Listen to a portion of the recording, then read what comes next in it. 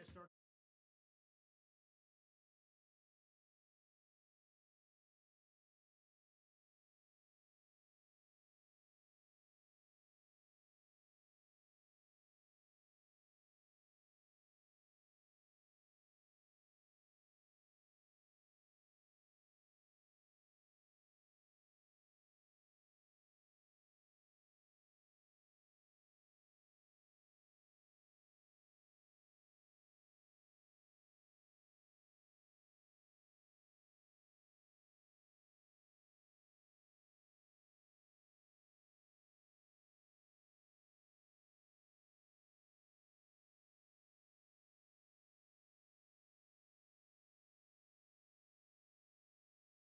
All right. Welcome, everyone. It is Wednesday, February 22nd, 2023, and we are here in Athens-Clarke County City Hall for the first of two nights with what we term our independent agencies, which is those organizations that are quasi-governmental or state agencies, or in a couple cases nonprofits who provide unique services for the community and who we fund through a variety of sources. And so we're going to spend about 20 minutes with each of these agencies today and tomorrow. And the first is Project Safe. And so we are fortunate to have with us Project Safe Executive Director Joan Priddy, who's going to step up to the mic and tell us a little bit about how things are going in her world. So good evening, Joan. All right. Good evening. I've got this thing turned all the way up because I might be your tallest presenter tonight. I don't know. That's often the case in my world. But thank you all for having me here tonight. We are your domestic violence center here in Athens-Clarke County, and we exist because we believe everyone deserves to be safe in their homes and safe in their relationships. And I know most of you all, and I've been coming here for a long time. We are an independent agency because we receive a small sliver of the 5% money. These are criminal fines and fees which are to be directed toward services for victims of crime. And so we're not part of the general fund, but we ask for that support through 5%. Our funding ask did not change year over year last year to this year, but what did change is some of the data in the application. So I have given you this handy cheat sheet that says what's in the app and what it really was. So here's the thing. I get that you have a schedule that you follow, but that early January due date is really tough on a social services type organization to get data in for the entirety of the year. So I probably need to put an asterisk when I'm turning that in that not all of our advocates are going to have all their stuff into the system. And so what you can see here is really some striking differences. The shelter number didn't change, 113 for 2022. But hotline calls, I told you we had 2,478, we had 2,708. I told you we were working with 568 outreach clients, and in fact, we worked with 616. I told you we reviewed 4,253 police reports, and no, we reviewed 4,646.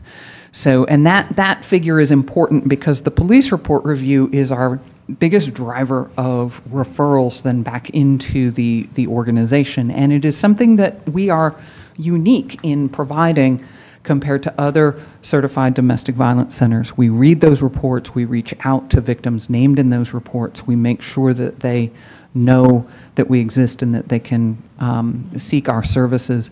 And every year there are people who tell us that voicemail or that letter is like a lifeline to them, that they carry that letter in their purse or stuff it under the seat of their car or hide it somewhere else until some future time when they feel safe to approach us.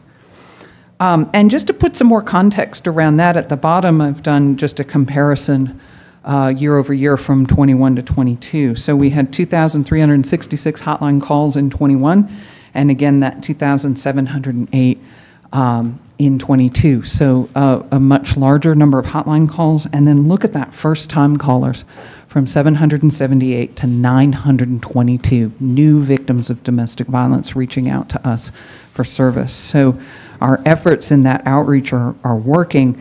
what it means is it's really driving the people who are coming to us and seeking help. Just a couple other things, so I want to keep it brief and hopefully allow some time for questions if you have them. But a couple of other things to point out in that application, which is rather dense with all the different measures and tables and such. But I list out a lot of our main services in there in the 4 prongs of our mission. But we added a weekly support group at the Athens-Clarke County Jail for people who identify as survivors of domestic violence, and that has been really well received and something that I think is very important, hitting a population that's not getting able to really access services, and so we're pleased with that. We have our weekly temporary protective order clinic at the courthouse, which was something we started at the end of the year in 2021, but meeting with folks typically who don't have representation, right, and helping them walk through that process has been another really important addition to the services that we're providing, and again, something that makes us a little bit unusual in our sector. And so I wanted to point that out to you. And then the last thing, which I don't think I talked about at all in the application, but a trend we're seeing, and I doubt this is going to be surprising for any of you, but I wanted you to be aware of it. We call ourselves a 90-day shelter. That is not the reality for us, but that's what we strive to be. And indeed, we have a lot of people who stay less than 90 days because they're moving on elsewhere, trying to put greater geography between themselves and their abuser, or they've got somewhere they can go if we can just help them get there. But we've been tracking what percentage of clients who come into the shelter have to stay longer than 90 days. Because we've always tried to be flexible about this, but you're trying to balance the needs of being an emergency program, of allowing people to come in when they're fleeing in that dangerous situation, with allowing people to stay long enough that the services that you're providing are actually helpful, that you're not just forcing them to go back where they came from, right? So we've been tracking through 21, 22, and the start of 23. We started at about 27% of our clients stayed longer than 90 days. And now we're hitting right around 50% of our clients needing to stay longer than that. We can't find places for them to move to. We can't find places that they can afford. We can't find places that will take them, even when we're paying the bill, right, to go there. It's become incredibly difficult. And I know that's a conversation around other sources of funding and other issues facing our community, but it's a big one. And I'll just put it out there too, this is an issue that's really affecting like our frontline workers, right? Our staff who are getting priced out of housing here, that are finding they've got to have a roommate, they've got to be doubled up to be able to rent in Athens-Clarke County. So getting a little beyond the scope of the request for the 5% funds, but dealing with some important issues that we're facing here. So, questions? Yeah, you were and thank you for all and thank you for the update and knowing that what you could report when it was the deadline versus what you was the real data for last year. The jail support group for survivors, how often did you say they meet? It's weekly. Wow, okay. Yeah, it's weekly. It's on Wednesdays. We've got 2 folks who are co-facilitating that, and we may eventually need to drop that down to 1 person. I'm not sure, but it's been going well. It's good to have 2 people, and then if you need a sub, it works. How many people are coming to those sessions? An idea, just a range. That is a good question, and I used to know this number. I'm going to spitball 12 for you, something like that. It is capped, right? So that and I believe it is full to the cap each time. And so you have some folks who would be, as any jail, right? You've got some folks who are there for a while because they're post-adjudication, and then you've got some other folks who are there awaiting. And so there's some fluidity in the attendees. But it has certainly been meaningful for the staff to hear the perspective of those survivors and what they're facing with kind of this dual, the abuse and the incarceration. Thank you. Yes. I cannot do your job, but thank you for all the work that you did. So the outreach clients are, no, excuse me, where did I get that? 616, yeah. So it's troubling if I'm reading this right. Police reports reviewed. That's so 4,600, but the amount of people that you that are actually calling in are 2,700. Right. So there's a gap. So half the people don't want to help. Let's do some explanation there. So the first thing is, in the police reports reviewed, that's how many reports we read to find people who would be victims of domestic violence. Okay. So they may not actually all be domestic violence. So we have access to the reports, and then we've got to sift through and make those determinations.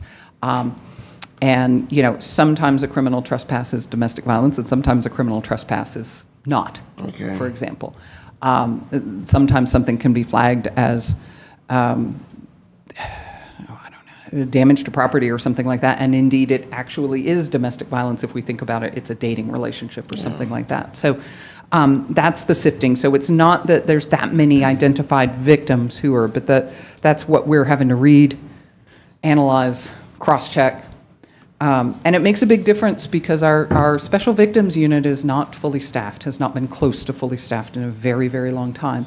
So us doing that cross-checking, and when staff have a concern, when they see something with a lot of what we call lethality factors, danger signs, they are then walking that report down to a detective and saying, we are worried about this, and let's chat about it. And so I think we are providing a service because we don't have a full complement of domestic violence detectives, and it's been a while since we've had.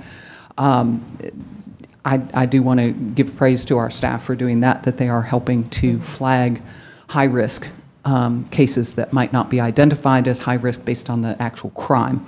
But if you look at the context of the relationship, there's a greater risk. Then in terms of hotline calls, and outreach clients. So outreach clients are the people that are coming into the Family Protection Center, meeting with our staff.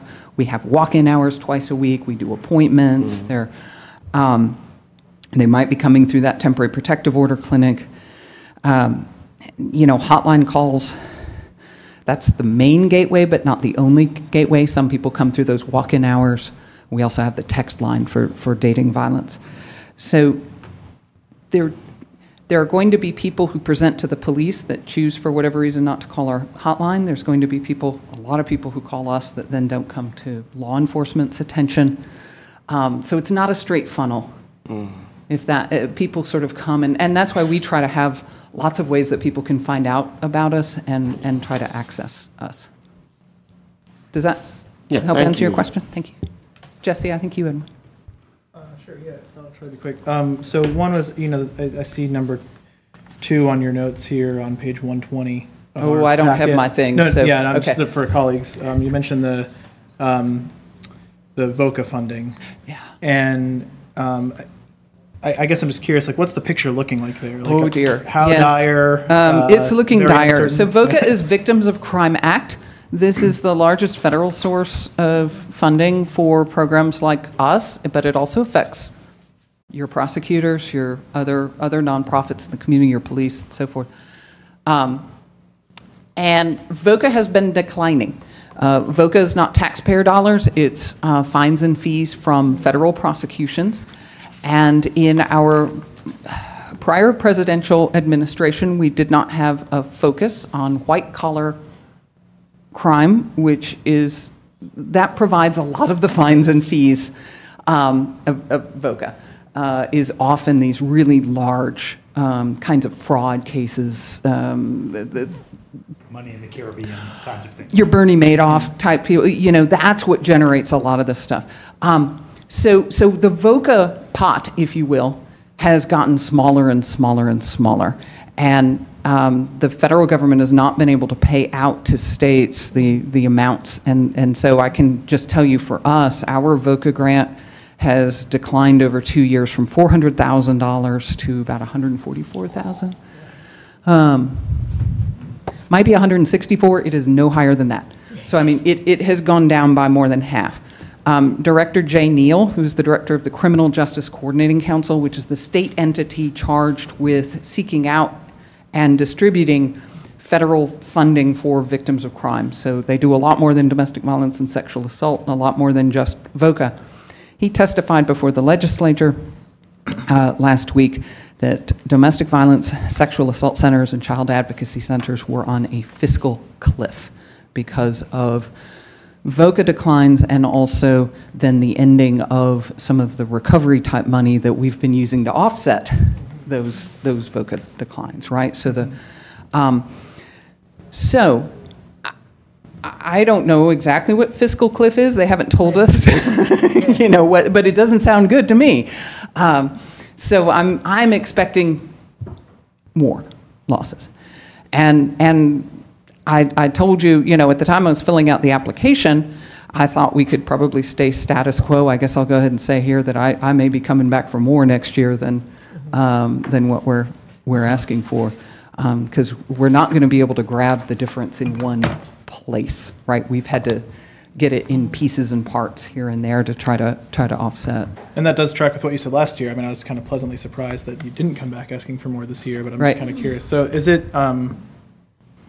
I guess I'm curious, new federal administration, is there just a lag in like a change in federal policy leading to prosecutions again, and then the money will come back? And so there was actually some congressional legislation last year. We call it the VOCA fix, which helped to kind of, if you want to say, plug the hole in the pot a bit.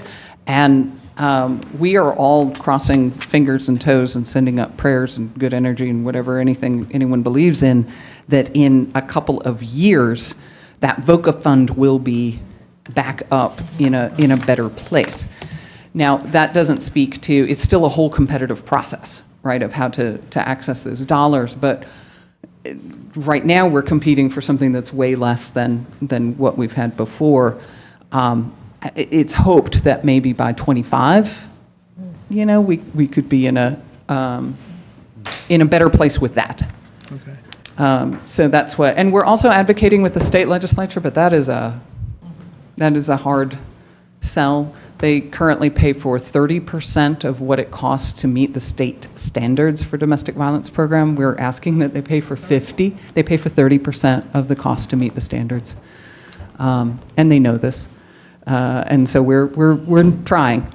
So we're I think as a movement we're trying in a lot of directions to meet the growing need that has come out of the world we live in right now. Because when the world hurts, people hurt at home. You know, it's as simple as that. When the world is stressful and scary. Well, in So spite is of all home. that, it's encouraging to see the increase in wages you've been able to pull off in the meantime, too. So- We have been able to increase wages. We're going to hold our breath, and we're going to try for that again, because increasing wages when you don't pay very well is, you know, we can't do this on the backs of our people.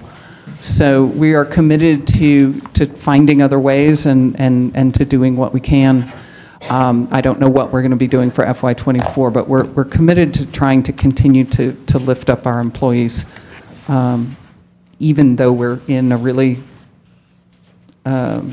unsettling time right now. I think So, yeah. Vita and Carol had questions too. Well, you know, I'm definitely a fan of your work and the need for Project SAFE. I was wondering under the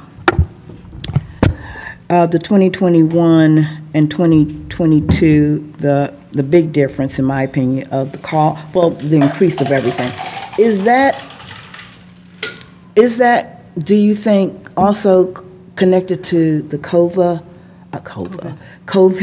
Who is COVID? Are you talking about our expenditures No, in our budget? the numbers. Oh, the numbers.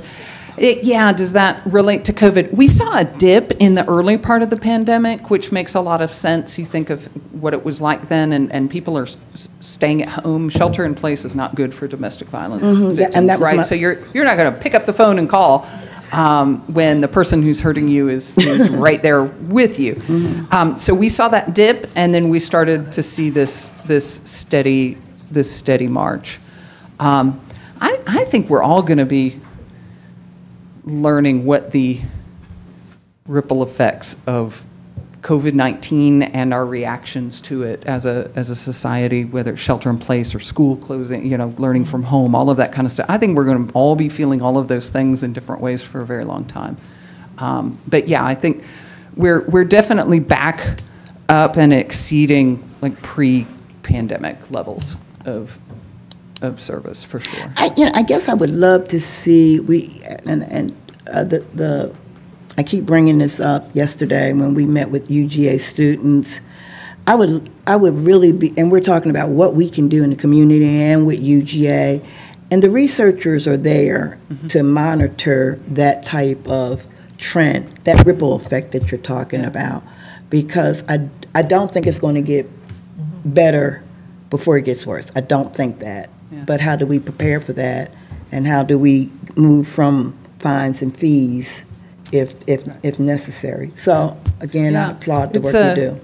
Yeah, it's an interesting thing. I think for our work, there's so many variables that go into affecting, but we've seen this play out, I think, similarly to the research we've seen in other places, which is where you see economic issues, where you see natural disasters, where you see these kinds of pain points in the world, then we see in those communities the rates increasing.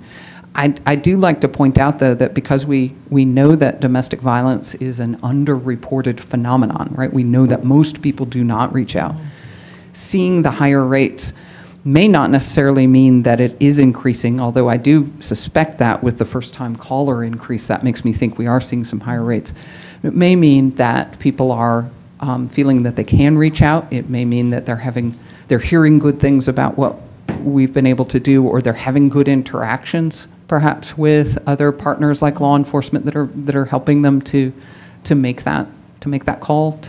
So while it's hard because we've got to meet that higher demand, it's also heartening that a greater proportion of people who are hurting are looking for help. There's been Thank you. so much literature about, in a variety of contexts, what we consider good and normal behavior seems to have been upended, whether that's on airlines or in classrooms. Yeah. I think Carol's got a question, and then we will bid you adieu. Okay. Yeah, this is on the budget numbers there. Two questions. One is, it looks like your fundraising and contributions add up to about 28% of your budget.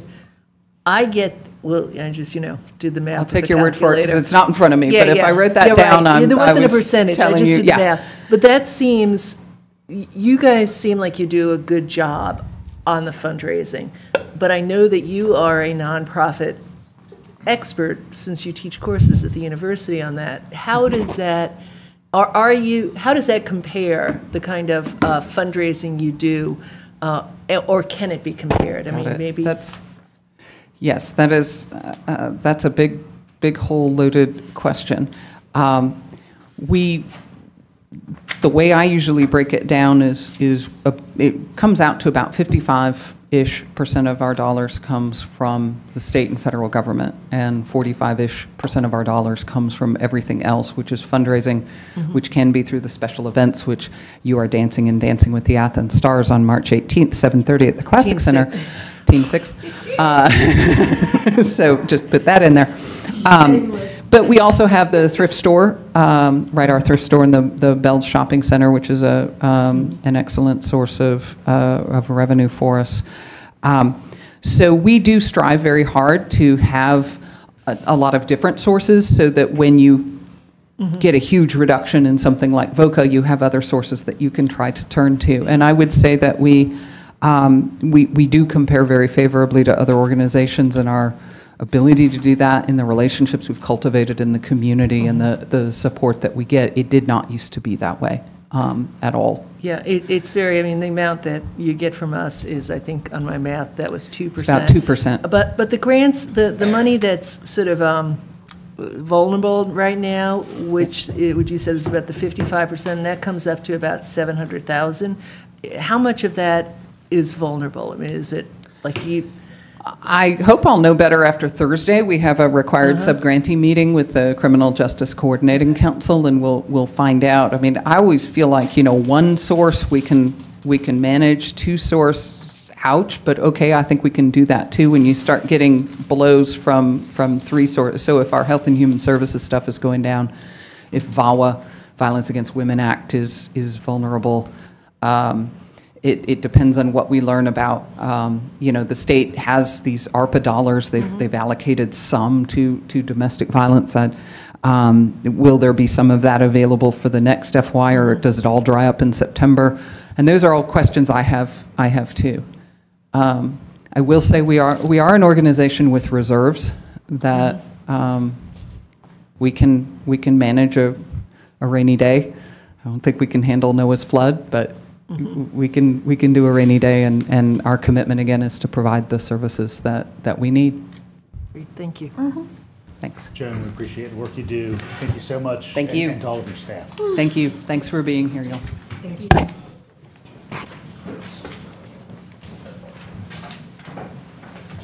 All right, and with the Classic Center Authority up next.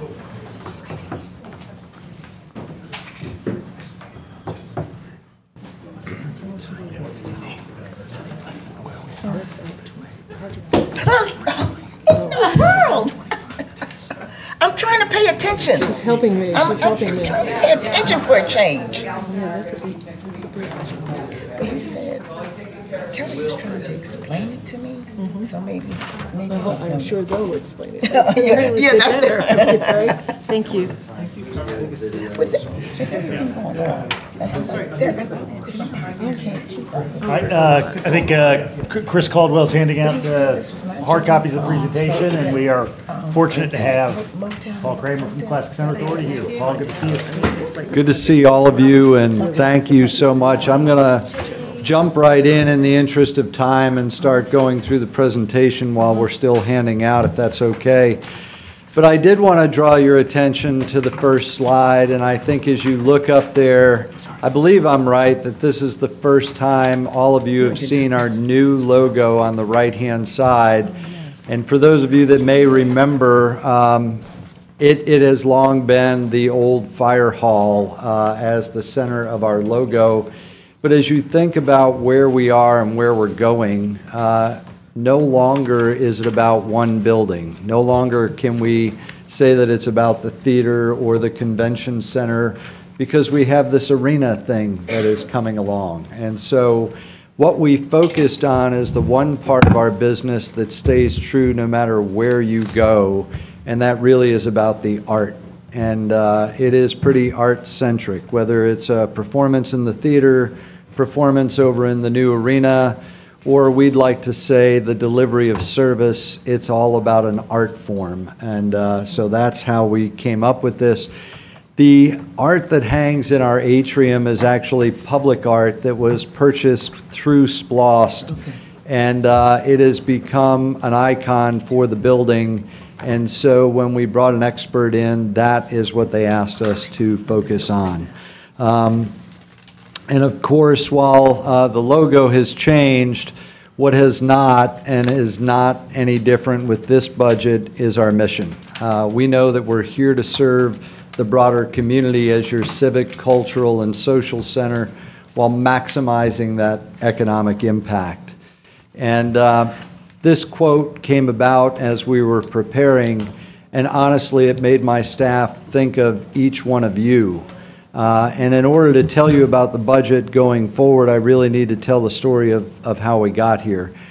But you had the courage to know that what you did today during the pandemic would greatly affect the future of Athens. And for that, I can't thank you enough, because in fact, while lots of other people were scared to death to move, you were not paralyzed with fear, but rather you reached out, and that's when we started this building. It's hard for me to believe that.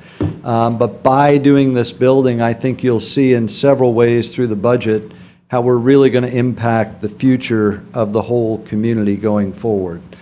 At the same time, we knew we needed to build a foundation. And I want you to think about this for a moment, right? When COVID hit, we went down to 22 employees. And in our business, what happened was in this fiscal year, we didn't just come back, we came back from nothing, from zero business, all the way back to unprecedented numbers. So just think for a second what had to happen this past year. We had to get all the way back to 117 employees. We had to train them. We had to teach them our systems. We had to ensure that they were going to act the same way that the Classic Center employees did in the past. That is no small undertaking. At the same time, we listened to what you repeatedly said to us, that you wanted to see our minimum wage raise up. And so even through the toughest of times, we paid our employees 50% more this past year than ever before, while offering health benefits, 401k, and we now are on a path so that the day that arena opens, we will be at 1585 that we have pledged to you that we would do. At the same time, we invested in our systems, and we brought in best-of-class software with NetSuite, Salesforce, Paciolan, and Ungerbach that really helps our facility grow and move forward. This budget that you have before you is going to look a little bit different than what it has in the past. And that's because we now have bond payments. And if that's shocking to you, it's shocking to me that we're already making payments on those bonds. And this is an overall break-even budget top to bottom. It is front-end loaded, so when you look at our staffing, you're going to see a higher number. That's because we're planning on opening this new arena, and we know we're going to have to front-end load the staff about 6 months before we open, which means it is in this budget. You're also going to see the expense for a learning lab, this idea that we were going to become a learning institution and partner with all of our higher education places so that students could work in our building, earn college credit while they were being paid, is no longer a dream, it's happening. I have 20 students right now working in the building and doing all those things. Our facility maintenance is slightly lower than what you've seen before, and for good reason, because throughout the COVID time, we didn't do one capital project, we did 3, and I'll talk more about that in a moment. And we also are going to have the largest solar array rooftop system in the state of Georgia, thanks to you for pushing us a little bit and saying, you can do it, we are doing it, and we're super proud of it. But I wanted to talk a minute about the coming back of our business. We set an incredibly aggressive goal. We thought that we could get to 2.1 million in this fiscal year, and we did not hit 2.1, but right now as I talk to you, we are contracted to do 2.5. To understand that, I put the little chart over there on the left. 2.5 in room rent is higher than anything we have ever done in 28 years. So this isn't pre-COVID, this is better than ever. And it came back really, really fast. And as we look forward to 2024, a great year would mean that we have contracted 1.7 on the books at the end of one fiscal year. And we are not at the end of 23, but we already have contracted 1.9 on the books right now. It isn't just room rent. I wanted you to understand that ancillary income, parking, food and beverage, audiovisual, all of those combined, we are up 41% over FY21. Our attendance figures are up, the number of event days are up, and our hotel occupancy citywide is at 67%. I can't remember a time that I've ever been able to talk about it higher than 61%. So that bodes very well for you and for us and the CVB as well. But I wanted you to look at this as well. These are new groups that are booking, and when I say new, it's not recycled new, right? We're not talking about TSA or FBLA or some of those other ones. These are new groups that we have never done before that are significantly larger, and this is the tip of the iceberg of what is coming with that new venue that you were able to move forward with. But it isn't just the convention center. The same thing is happening in our performing arts theater. And as you just glance up there, it's everything. It's family shows, it's country, it's Broadway, it's all different aspects of our business. I guess when you shut down for COVID and then you come back, the entertainers want to entertain and the people want to be entertained. We have never had such a high season ticket holder count as we have had this past year, and we expect that will grow as we move forward. Very proud of our board and what they had the courage to do. They went out and actually, we have a 20-year capital plan for your building, but they saw the opportunity while we were down, and they moved forward with the complete theater renovation. They moved on with the arena renovation, and we upgraded the entirety of our kitchen, which nobody thinks about, but generates almost $4 million a year. And then also we're able to move on with the admin area renovation. And now as you look at the solar array panels going in, we're also going to upgrade with a TPO roof system on the older portion of our exhibit hall. All of that is an investment back into our facility. And for those naysayers that really were way back when, I put this chart in. If you look on the left, it is all of the investment that has ever been made into the facility to date. It's SPLOST money, it's hotel tax money, it's everything. And on the right-hand side, you see the comparative return on that investment through economic impact, capital improvements, and what our cultural foundation is able to invest as well. The other really cool thing that happened is your authority did not just sit back and wait for the contractors to build this new building.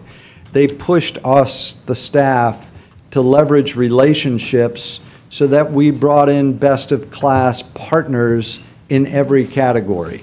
And so we made sure that we are getting this facility ready to open in a spectacular way by bringing in companies like the Oakview Group, Pacquiao and Levy, and attracting a developer that is going to develop the donut around the donut hole going forward. Not only did we bring them in, but we insisted that all of them have skin in the game and invest in our arena. It shouldn't just be the taxpayers of our community through SPLOST. It should be all of those partners that are bellying up and being a part of the answer. And they have done this in a very big way. Our developer is not just coming in with one or two things, right? They are creating an entire entertainment district, which is going to be private sector investment of about $350,000, which will create more reason to come to Athens and drive more tax revenue coming into the building. Well, you mean 350 million? Million, yeah, sorry. That is a really good sometimes deal. that's a slip there. At the same time, I'm super proud of our foundation. They too did not sit back on their laurels, but rather took out an aggressive campaign. They brought 75 community leaders together and said, we are building the arena. Now how can we make 1 and 1 equal 4? And they came back and said, wouldn't it be cool if we could elevate the Music Hall of Fame and put that in the concourse of this new building? And wouldn't it be really cool if we took this idea of the Learning Lab and made it become a reality? And what if we could create private sector funding that we could invest to ensure that the funds are there to get the very best shows coming to this music city? And I'm very proud to say that your community responded. we have raised private sector dollars of $5 million thus far. And it's incredible. I don't know many other facilities that have been able to do that.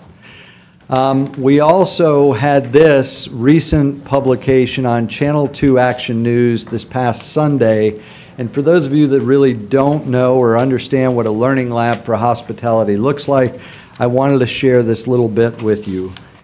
So if you'll indulge me, I hope this works.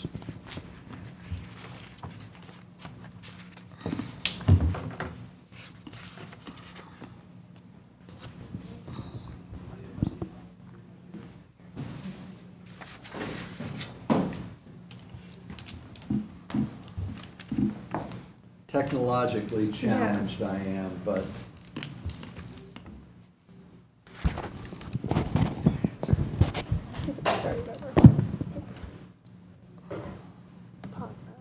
anyhow, what they were talking about, I can paraphrase.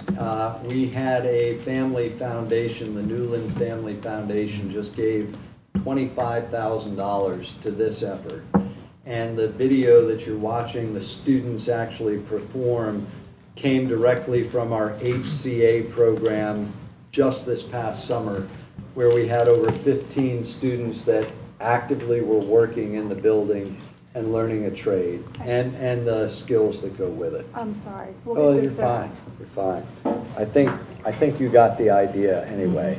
There'll be another one coming up on Channel 2 this coming Sunday, which will go into Learning Lab a little bit more, so maybe you can take a look. I think it's Sunday at noon on Channel 2 Action News.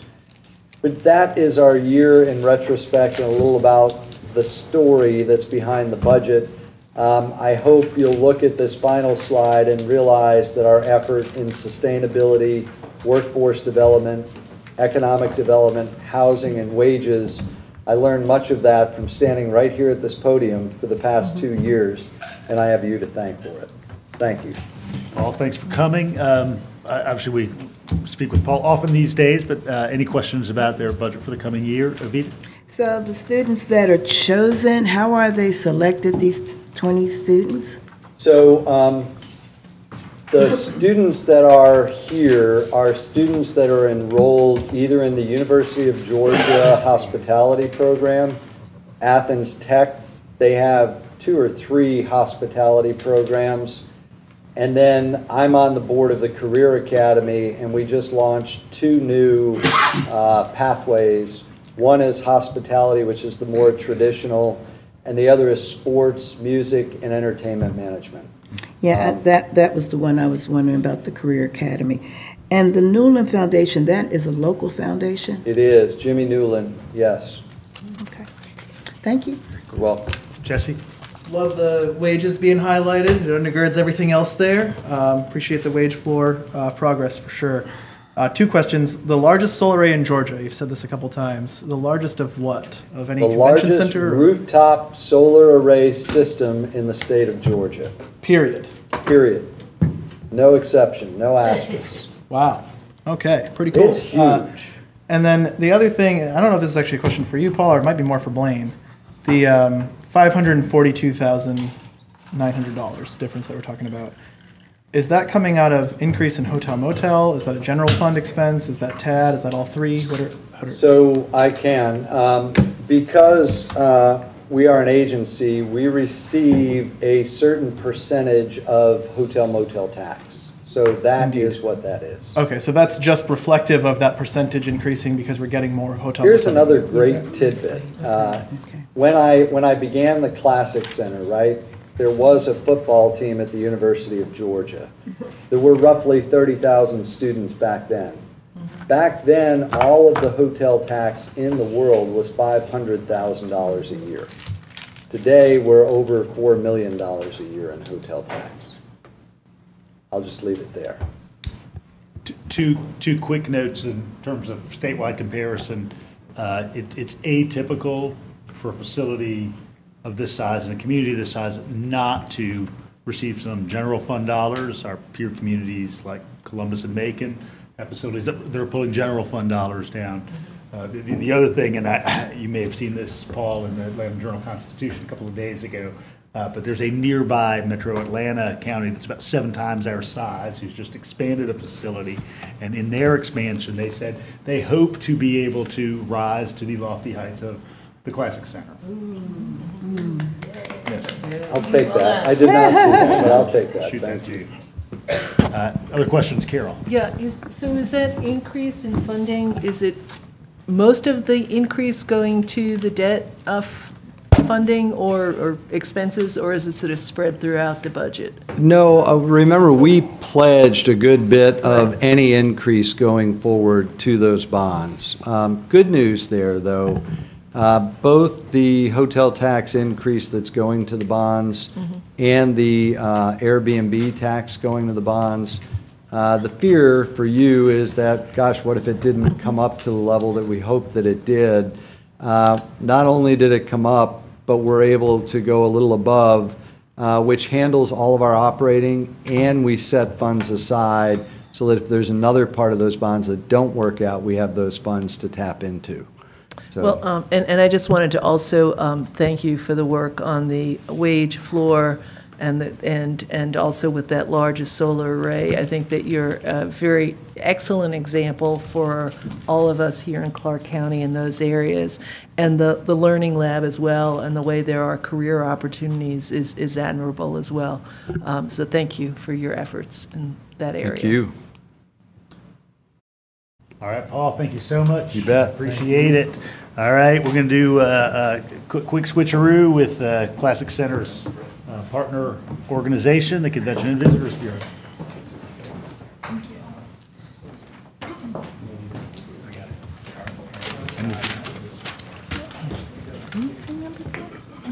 And we've got Katie Williams, CVB Director. Good to see Katie. Good evening. Thank you for being here this evening. It's my absolute pleasure to serve as director of the Athens Convention and Visitors Bureau. I want to start by introducing our advisory board for 2021 and thanking four members of our advisory board for being here this evening: Paul Kramer, Jack Crowley, Kathy Horde, and Tripp Moore. I think you'll see by this list that we've got a really excellent representation of community leaders and hospitality leaders within our community. This board came together in 2021 and provides oversight and leadership for our organization. And it was under their recommendation that one of the things that we do as an organization is to pursue a strategic plan for tourism. Never before has Athens had a master long-term plan, for tourism. So many of you recall, I'm sure, hearing this plan unveiled with the mayor helping to present it at our annual meeting in October. And the goals for the 4 pillars are outlined above, and I want to talk about 2 of them, though all 4 are being pursued by our advisory board, with members of each advisory board serving under a pillar. But tonight I want to highlight the 3rd pillar, which really talks about our partnership with the University of Georgia.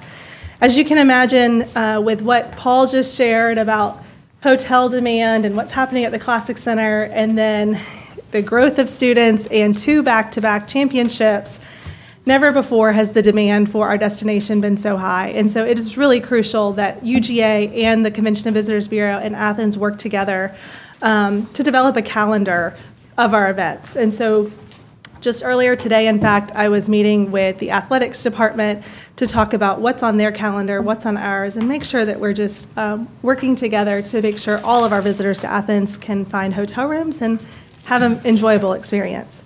The 4th pillar, the consultant was clear that we needed to invest in marketing our destination, specifically brand awareness for Athens, and that the CVB's brand truly needed to be evaluated to reflect what our visitors and residents said about Athens. And one of the things we heard clear in our study, and was a direct quote from one of our stakeholders, was that creativity permeates everything in Athens. Our city is defined as a cultural hub of creative energy. When you think about our arts and culture, our performing arts, our music heritage, our breweries, our culinary arts, it permeates everywhere. And so it was this way of thinking that guided the process for a new visual identity and name for Athens. And so I'm excited to share with you this evening the new logo for the organization, as well as the new name. So we are changing the name from Convention and Visitors Bureau to Visit Athens, which is not an uncommon move in our industry, as many of our counterparts around the country are moving to a more action-oriented name as well. What we really love about this design is that Athens is hand-drawn, making it truly unique, just like our community. And so our brand is putting the creative heart of Athens, heart of Athens really at the root and heart of our brand. And our goal is to represent and communicate Athens, Georgia as a destination that is always open to new experiences and engages our creative energy. So with this campaign, you are going to see that creative energy throughout our imagery, throughout our advertising, throughout our messaging, really permeating our drive markets, that Athens, Georgia is a place that is always open to new experiences, to all people, to all experiences. So that brings me to my FY24 budget, and I'll first talk about our revenues. So the CVB has two primary revenue sources, and Athens-Clarke County Finance Department suggested $1.6 million for hotel motel tax for the CVB in FY24, which is in line with our projections and based on our conversations with the hotel partners. Inflation has set in, and the hotel rates are up. In fact, in the year of 2022, ADR, average daily rate, was up 21%. Our occupancy is also up 14%. But what I'm really excited to share with you and highlight on our revenues for FY24 is the conference services. This includes our Housing Bureau and registration services. And we've been able to grow this from zero to a significant part of our revenue and revenue sources. And it's a really important part of what we do, and our planner, it's a valuable service for our planners and the attendees. This year, we're going to exceed the original budget of $80,000, allowing us to afford 2 people to manage these services so we can continue to grow them for our planners and attendees. Under expenses, we are investing in the very things that the consultant said that we should be doing as a DMO. Sales, marketing, and promotion is the heart of our expenses, as they should be for every destination marketing organization. It's the majority of what we do, and they can be scaled accordingly. So if for some reason the revenues are not coming in the way that they were projected, we can certainly scale our efforts back. And likewise, if revenues are coming above what was projected, we can do more. You'll see that the Historic Athens Welcome Center, as you know, receives 15% of our revenues, and we're really excited to be partnering with the Welcome Center and the ADDA on a new downtown ambassador program that they have employed to put people in downtown as hospitality ambassadors. And then under personnel, we could not do what we do without our personnel and without our sales team in particular. And so we have budgeted for 8 full-time people in FY24, and this includes 5 full-time salespeople. As a convention center city, it is the salespeople who really drive that demand for the convention center and for the hotels, and they're the boots on the ground people representing Athens and bringing the groups to town. In FY24, our sales team is going to focus on 3 primary goals. First, of course, selling the new arena. We've heard about this wonderful asset, and now it's time to fill it. And so our sales team is already working. We've just hired an arena sales manager who is working leads, bringing groups to town to visit Athens, and looking at as far out as 2027 and 2028 to book the arena. Booking hotel rooms, of course, always is one of our primary goals. And it's as I mentioned earlier with our partnership with UGA, it's really important that we're managing our supply and demand. You may recall that during COVID, we had 2 hotels close.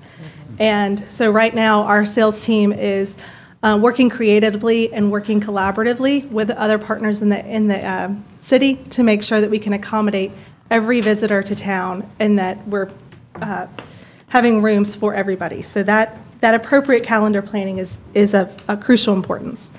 And then third, growing our destination services. This is such a really wonderful amenity that Athens offers, and it's not something that every CVB or every city provides. But as I mentioned, our housing bureau, our registration services, and then other destination support, like our Show Your Badge program, which is a program that convention attendees can show to we've partnered with downtown businesses, and they can get a discount at those businesses by showing their convention badge. And then also working with nonprofits when sometimes conventions are interested in partnering with a nonprofit so that their attendees can volunteer while they're in town, or they can do some type of corporate social responsibility with the community. So providing that support and services is a really great amenity for Athens and for our meeting planners. And then finally, under marketing, I mentioned our new brand, and that is going to be permeated through all of our drive markets with digital advertising, print advertising, public relations. We will continue our partnership with Lou Hammond Group to tell the great story of Athens, Georgia. Really proud of the recent notable mention we received by Forbes magazine as Athens is one of the top 20 destinations to visit in 2023. We're going to continue that partnership and share the message that Athens is always open. I'm also super proud to say that we'll be restoring the festivals and events grant that existed pre-COVID. We know that our events generate tourism, and we're going to support them accordingly with grants for additional marketing so they can continue to grow and impact our local economy. And then I started this presentation talking about the data and the research that help to guide our strategic plan and our brand. And I want to end by talking about research. My belief is that data should drive every decision with marketing. And so we'll be partnering with a data mining agency in FY24 to deliver very specific information about who our visitors are, where they're spending their money in town, how long they're staying, where they're coming from, so that we can better go and find the visitors that are going to maximize our ROI and really show all of you the impact of tourism. So thank you very much, and I'll be happy to answer any questions. Thanks, Katie. Dexter? Yes, sir. Katie, any potential for any new hotels to be built in Athens-Clarke County in the future? Yes, sir. I'm really excited that you're glad you asked that question. The Classic Center private developer does include hotel rooms in its property, and then we're continuing to keep our eye out and talk with the planning and zoning on hotels that are exploring the market. But I do think that by 2025, 2026, we'll see new hotels come in. Allison? Mine's not a question. Can you share with everybody, you had announced at one of the luncheons I went to, you talked about making a packet that was like LGBTQ destination, or like a packet of interest. Can you share that with the group? I am, yeah. So promoting Athens as an inclusive community is one of our top priorities, and that includes the LGBTQ travel market. So our content team and marketing and communications has done a really wonderful job of curating content to target LGBTQ travelers. So we have specific information on our website now. We did some photography so that we can authentically promote this community, and we're actually doing some print and digital advertising with a travel website and magazine called Pride Journeys. Excellent. And so we're really proud of the way that, and it's not about us, it's about our businesses and the way that we're able to highlight the businesses in town who are open and welcoming to all. Yeah, and I think that's just a perfect example of how you guys are inclusive as well as detail-oriented in all that. Thank you. Carol? Yeah, thank you so much. I often get to your website when I'm doing a search for something in Athens, so I appreciate it. And there's a couple of points I wanted to make or ask you to comment on. And I think actually this is interesting because you're stopping with the public art. And we did have some people come and speak with us, or one community member, about public art. And so when you're talking about the uniqueness of Athens as a brand, I remember going to maybe the kickoff of the strategic plan or something in the fall, and that was something to talk about. So I thought that was, I think that economic perspective and what draws people to Athens and the tie-in with the arts is really important to make sure that we're all aware of. And likewise, that I remember there was someone working somewhere amongst you all who was talking about outdoor activities as well with our trail system and such, and the economic impact of that. So would I be correct in assuming that the data mining that you're doing would be looking at factors like that about what draws people in, what excites them, where they're going, what they want to be doing in Athens, or what they are doing? Yes, it would be, because we're interviewing 3 different agencies right now. So we have not selected our partner, but one of the questions we're asking is, using the geographic data, how can we better understand what our visitors are seeing, and whether they've come from our website, if they've seen our website, what kind of information did they read, and then did they engage with while they're here? And they use the geographic location data, so they might be able to look at them as at the botanical gardens or in downtown, and then understand based on their search information how what interests them. The amount of data that is available is a little startling. Yeah. But we're going to hopefully be able to really use it to, again, maximize ROI, because we want to go and find the right visitors and bring them to town. I think that's really important when we're looking at some of these things that are more the cultural, they're outdoor things, which are wonderful for the mental and physical health of those of us who live here, but also are economic drivers as well, and things that people value. A question, just a clarification. Do you do you mentioned your role in marketing the arena. Do you do most of that marketing of the arena, or does the Classic Center also have a It's a partnership. Yeah, it's definitely a partnership. So that's the same thing for the arena and for the convention center and so forth. Okay, so you might have staff who are working in that area, but there might be staff also at the Classic Center itself. Yes, the Classic Center is a really wonderful marketing team, and we're going to be partnering with them on the campaign for the arena, both for the events that will drive residents and also outside visitors, and then certainly promoting it as a meetings and conventions. Do you all have different roles then, or is there, that's what I'm a little unclear about. Yeah, I'm looking to Paul and Keith to clarify. Paul's just step up the mic, that way, focus on the camera, can see. I'm sorry. No, I hope you don't mind. So it's complicated, but it's a great question. So Katie's team is really looking way on down the road. They actually have the first right to the dates of any space in our facility. And their goal is to fill us as far out as they possibly can. When we come inside of 18 months out, that's when my team takes over. Okay. If it isn't full, then our team hustles it up and brings in the shorter term business. But there's also a third marketing team, and that's what the Oakview Group helps us with. The Oakview Group not only helps us land the big shows that everyone wants to see, but then they work collectively with Philip and with our marketing team so that we can market the shows specifically, which is a very different marketing effort, because with shows, right, if you market and the seats don't fill, you immediately know whether you were successful or not. It's very different than just marketing a brand per se. Hope that helps. That's very helpful. I had no idea there were 2 stages in marketing of events. Got Jesse, then Evita. I think Patrick has had his hand up too. Oh, apologize. Yeah, love the art stuff. Also, just want to point out the Forbes listing. That's top 20 in the world. Yes, it is. Which is pretty cool. Yes. But the question about wage floor, I think I recall from last year there was one position, I think it was part-time, that was clocking in at under $15.60 an hour or whatever. Yes. Is the wage floor for the Visit Athens, Georgia, going to go up in parallel to Classic Center? Yes, because we are Classic Center employees. I thought so. Thank you. Evita? I know that we do not have an overt or very public people of color or African American heritage like Savannah and the Gullah Islands, where people go and they see the rich heritage of people of color.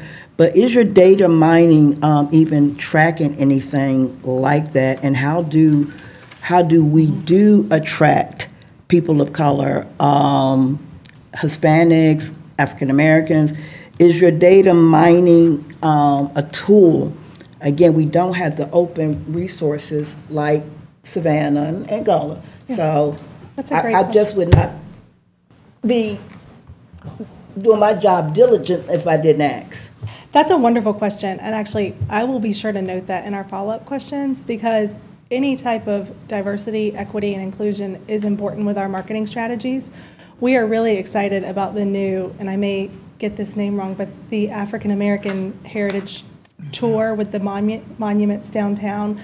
And our PR agency has actually shared that with travel writers, and I think we've had at least one come in to cover that. So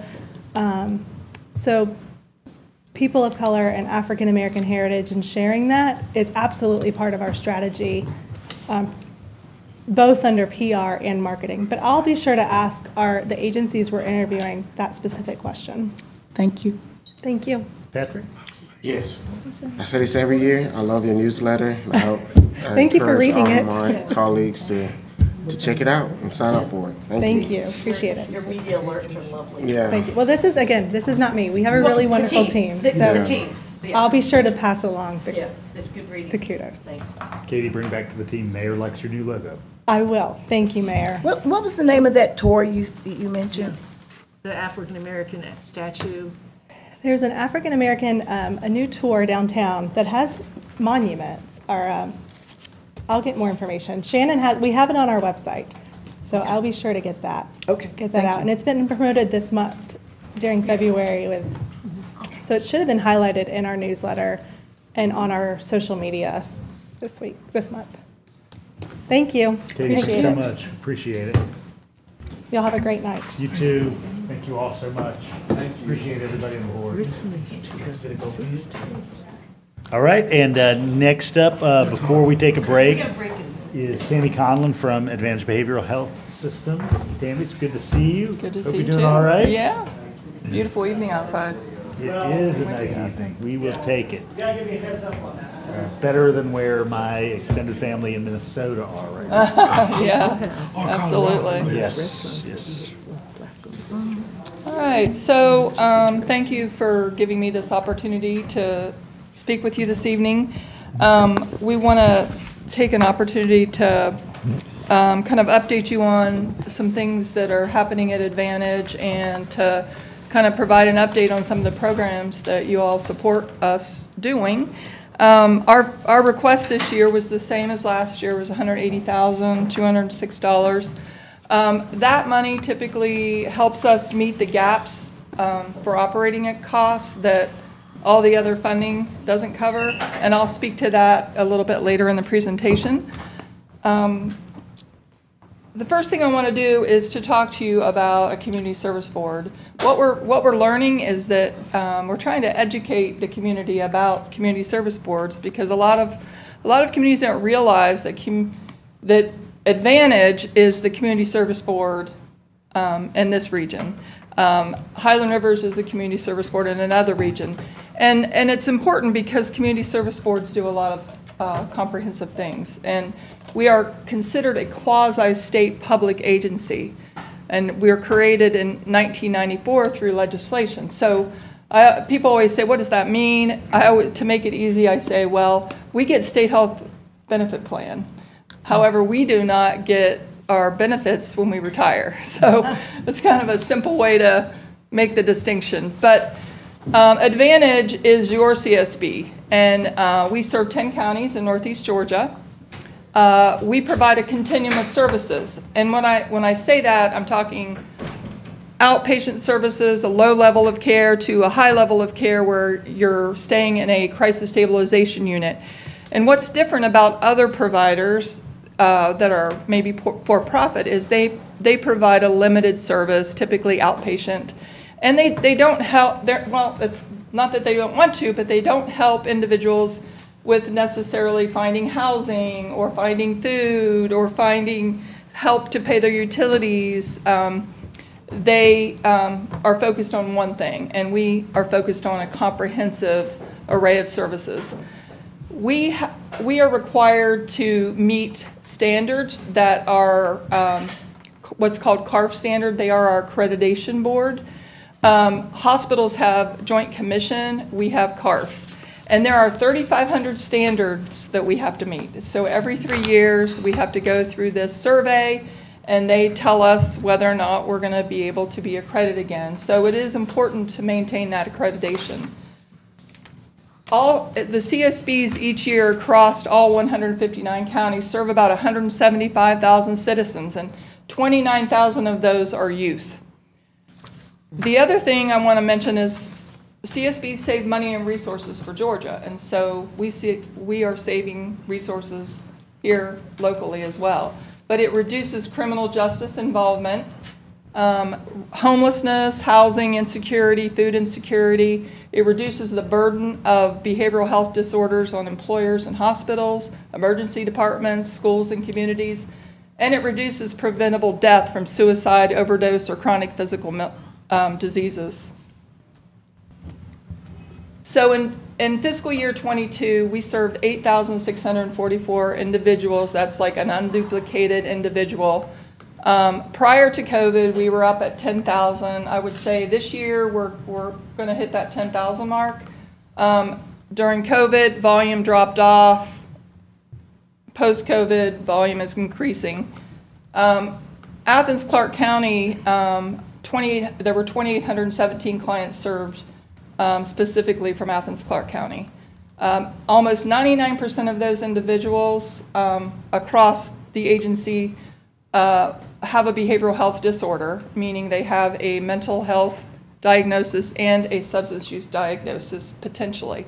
The majority of our clients are co-occurring, so we do treat both. We also serve intellectual developmental disabilities, and about 1% of those are those individuals. So I'd like to share a little exciting news about our future. I don't know if any of you here have heard about Certified Community Behavioral Health Clinic, CCBHC. That is our future, and it's really exciting. What is a CCBHC? Well, it's really, if you look at what we're doing now, just from afar, there's not a lot of differences because we are already doing this because we got a SAMHSA grant a year ago to help us build the infrastructure to do this. We received a $2 million grant for 2 years to implement all the services required for a CCBHC. However, the state of Georgia does not have a certification yet, but they're in the process of, they've filed a state plan amendment and they are getting CCBHC services included in the amendment, and then they have to approve what's called a PPS rate. So Advantage has a head start, and Advantage is one of 4 of the community service boards in the state of Georgia who is in the pilot project with DBHDD. So we will be one of the first to become a certified community behavioral health clinic. Access to services and integrated care are kind of the big deal of a CCBHC. We opened our doors on Saturdays and in evenings, but we have primary care located at our Clarke Clinic. So individuals who don't have insurance, who haven't seen the doctor, can walk down and see a nurse practitioner. We can also use that for individuals who come to our crisis unit who may need some medical treatment before they can actually be admitted to our crisis stabilization unit, rather than sending them over to Piedmont or St. Mary's to be evaluated. The big difference for Advantage and the community is that this model covers real costs, the real cost of expanding and maintaining services, and it will allow us to grow our agency with more competitive salaries. Our current funding model does not cover our costs, does not cover competitive salaries. So overall, just to give you some perspective about what this means is currently there are an estimated 2.1 million people nationwide receiving services from CCBHCs across the nation. On average, those clinics serve over 900 more people per clinic than the prior year to their CCBHC implementation. They provide access to substance use and mental health services much faster because there's better access. And they result in 11,000 new behavioral health jobs nationally. So critical to the workforce and rising demand for services, that's a big, that's a big deal. It's a big deal for us. It's a big deal for this community.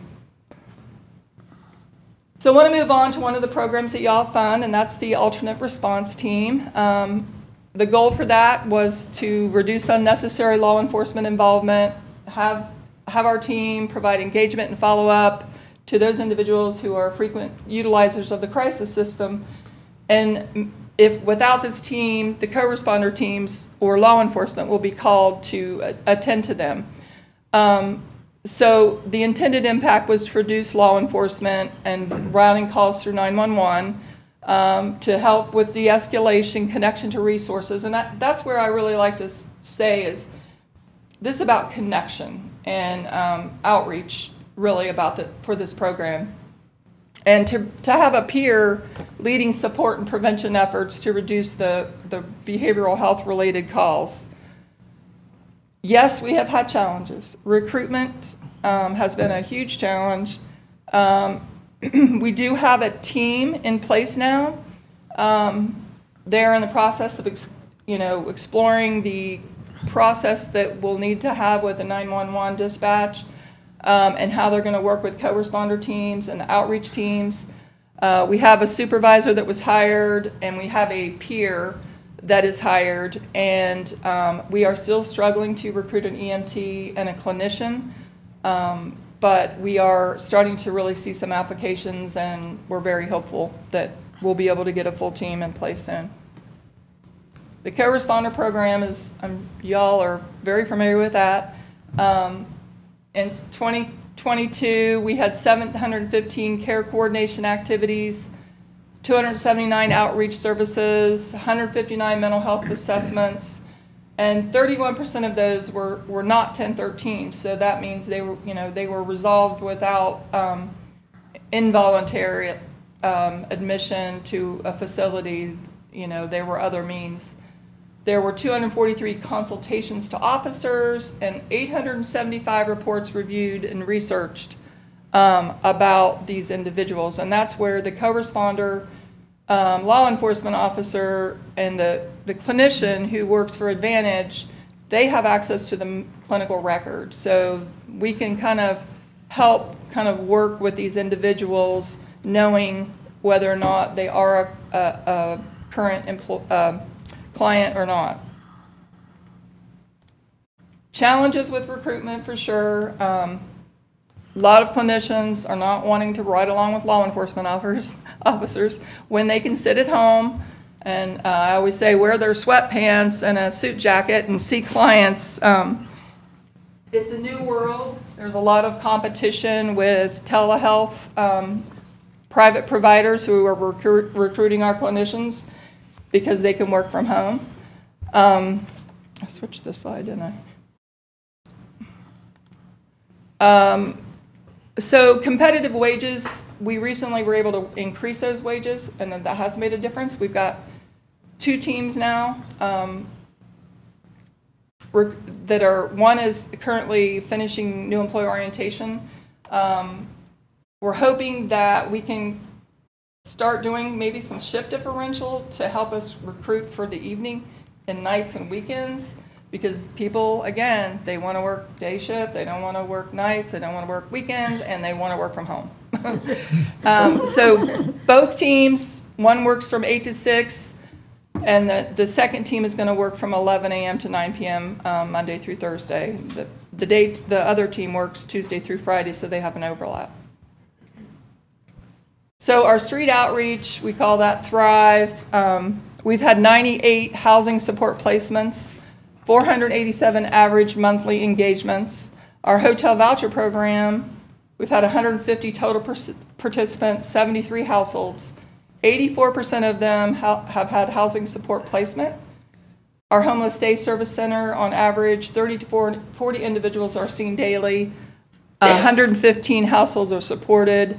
And we offer housing support and financial support through the Rapid Rehousing and Prevention Program. In addition, we have a crisis respite program where someone could come and stay for 30 days. We have a forensic program for crisis respite. We have semi and independent residential. We had 61 households served last year with an average of 72% successful discharge rate. The rest of the 28% that we're not doing, those are the individuals where we feel that there's a big gap in having the ability to house them because they may not have the skills currently to be able to live independently without 24/7 support. So congregate living is really a challenge to get funding for.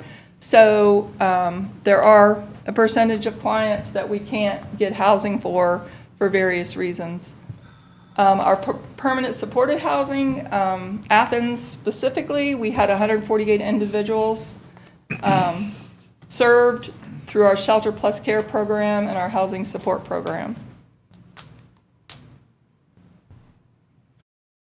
How we demonstrate success in our housing programs is how many of the people moved into housing, percent of housing maintained, successful program discharge, percent of households maintaining or increasing income, how they're demonstrating goal accomplishment. And then the barriers are reasonable housing placement options. We have limits when it comes to finding housing. We have challenges getting landlords to rent to our clients. We have to really work hard to build those relationships and to get them to understand that we will pay for damages if there's damage, because that can be a big challenge. There's gaps in housing support, which I said earlier, because there is a higher need for some households, and then just the local rent rates. You know, fair market rent doesn't always meet the funding that we have to find a housing for a person. And here's a little bit about Advantage facts. So our projected budget for fiscal year 23 was $43,767,492. Of that, $652,000 was allocations from the counties we serve. Athens-Clarke County has probably the largest contribution to that of $180,206. We have federal grants that are about 17% of our budget. We do build services and state and local reimbursement contracts. So becoming a CCBHC changes this payer mix. We will get paid, we'll have a PPS rate that will be established and approved by CMS, and they will pay us so much, we don't know what that is yet, per member, per day, for a triggering event. So there are some events that are not triggering events, like a behavioral health assessment, which is kind of like, what do you mean that's not a triggering event? But they assure us that that can be billed into our anticipated costs.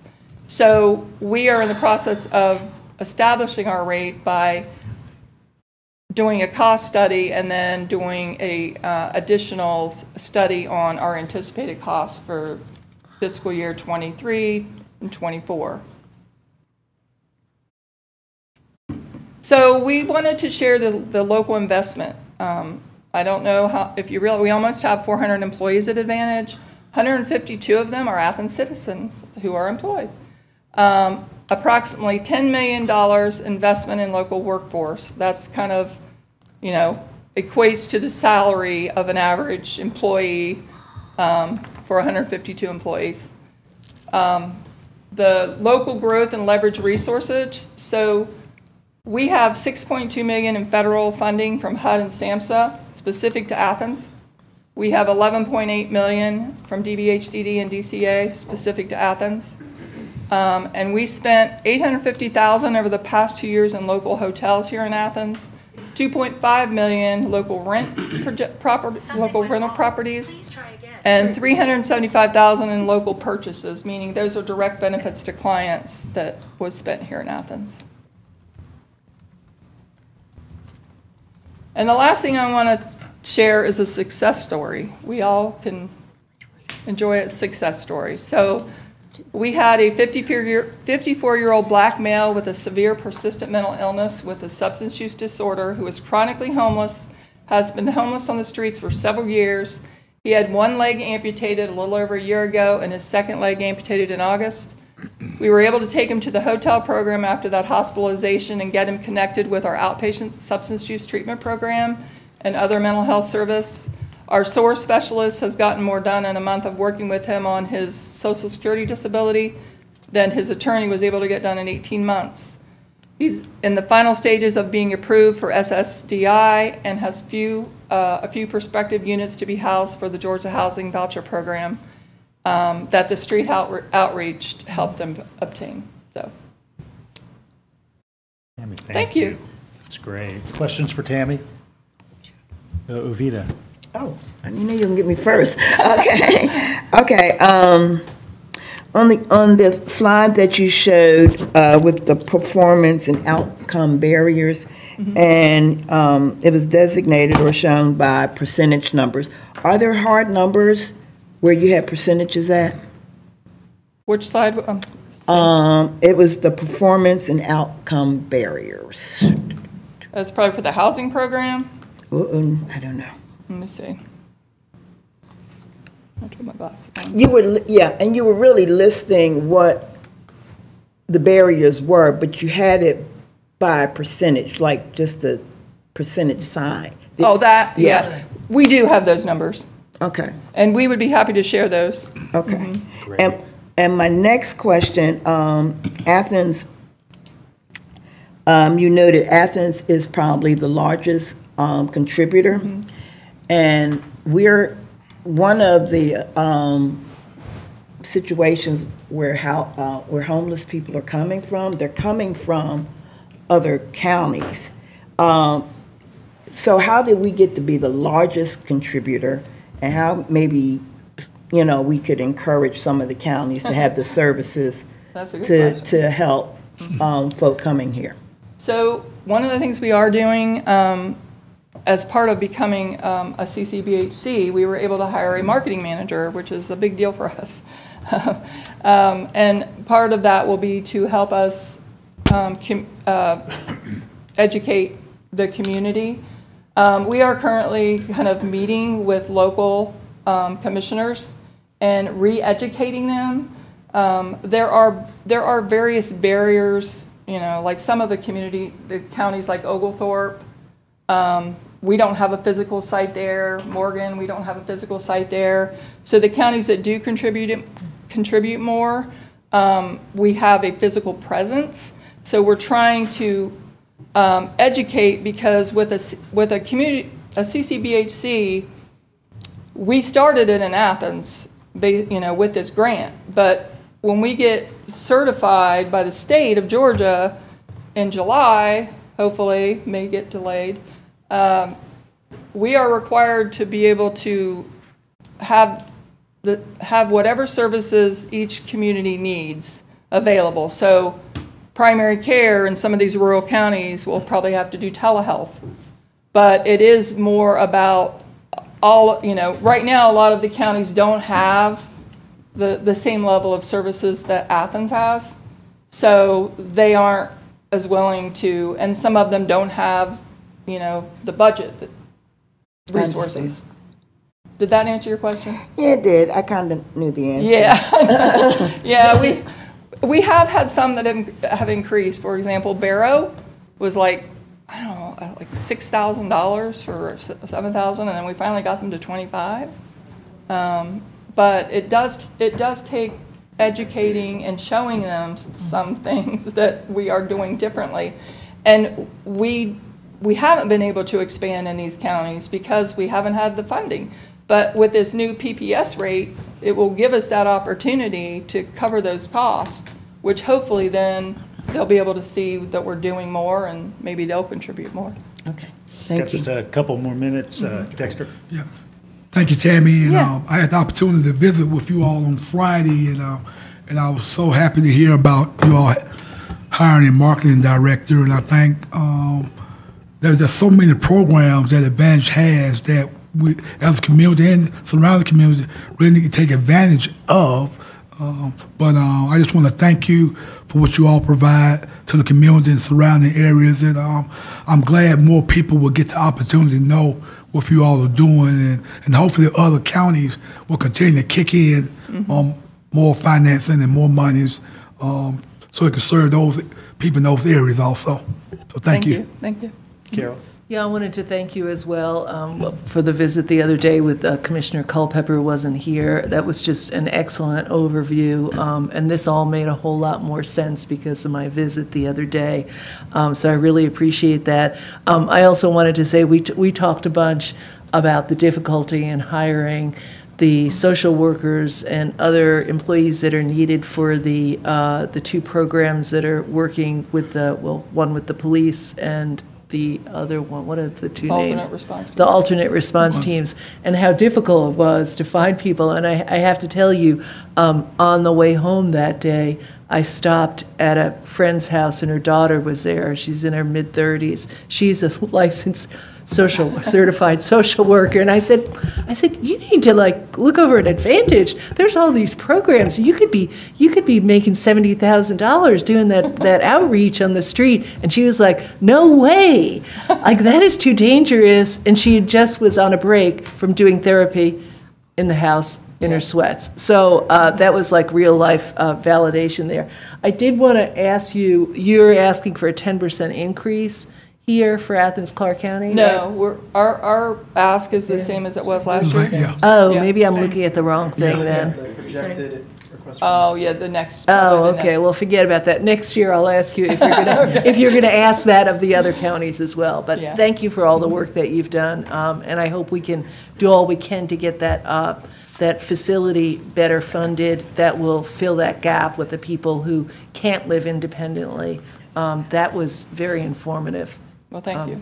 Appreciate it. Wrap it up with Jesse, and then we'll take a little break. Okay. Every time you or Evan presents, it's clear there's so much y'all are doing, and there's so much more to do.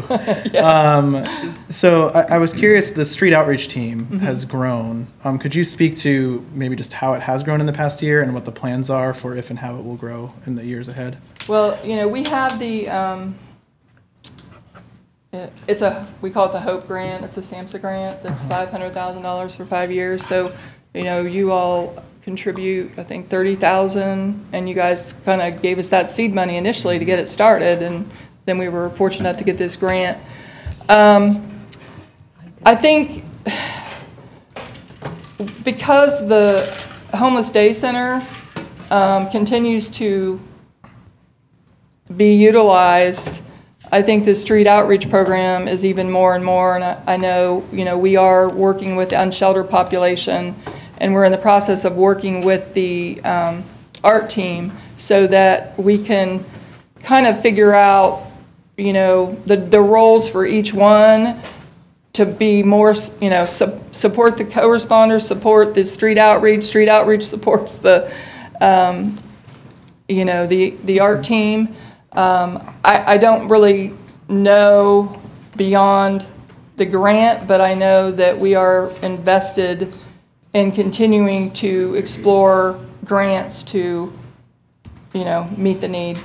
Okay, and then just my one other question is the co-responders, this question of pay differential. We've had that budget for 7 positions to try to get us to a point where we have that robust 24/7 response. Right now, we just finally were able to fill the 2nd position. So from your perspective, what, if anything, do we need to consider in terms of Clarke County helping with that pay differential question? So that's a great question, because I've had this conversation with Deputy Harrison Daniel about can we use, since we aren't fully funded, can we use some of this money to pay shift differential? And the reason that idea has came up was, we have clinicians who work at our crisis stabilization unit and our crisis walk-in in the evenings, at nights, at weekends. And the only reason we can get them is because we pay this shift differential. So, and, so we feel like this is an option that would actually be able to get that. So approving, I guess the police has to present that to you all to approve. So that's so- not part of this request. That is not part of this That would be part request. of the police department? That's request? right. Mm-hmm. Okay. And one Manager of the Williams, things could that I you- think that has been confusing is that we do employ the clinicians. However, we rely on the reimbursement from the contract with Athens-Clarke County Police Department and the county to fund those clinicians. They're solely, they don't bill, and so we rely on them being fully funded. So we can't just increase the salary without agreement on how we're going to fund that. Manager makes Williams, sense. could you, when staff is able, maybe give us an update on what the plan is for the budget request from the police department regarding this issue? Yes. Thank you. Thank you. I do have one more question. It isn't even a question, and it might be Manager Williams or the mayor's thought. You have a vacant building right across the street with the daycare, Yes. the children's day. Has anybody talked about how we can utilize that building to provide childcare since it's already furnished for especially our homeless population? Has there been any, and you know what? It's just a suggestion. I would like. There has been discussions. That is Okay. not our building, but it's through Arch. Yes. Arch. Arch, yeah. Okay. which we're the federal And funds. Evan Mills, our Director of Housing, is on that board because we actually were trying to think because we have a women's services program that's in our administrative building, and it's a 6-month program for women and children, and childcare would be great to have located across the street. So we have the same desire, and I know that he has, had some discussions with others about that. But I could have him maybe update you about that. Yeah, that would be very interesting. Okay, Of course, great. that's another employment sector in which it's hard to get folks. Yeah. Yeah. All right, everybody, it is 7:10. We're running a little bit behind, but I want to give everybody a break. For commissioners and, in fact, for anybody in the room, go out the door and to the left, there's a green room with some snacks and drinks, veggies, fruit, chips, cookies. Go get a plate, and I'll see you at 10.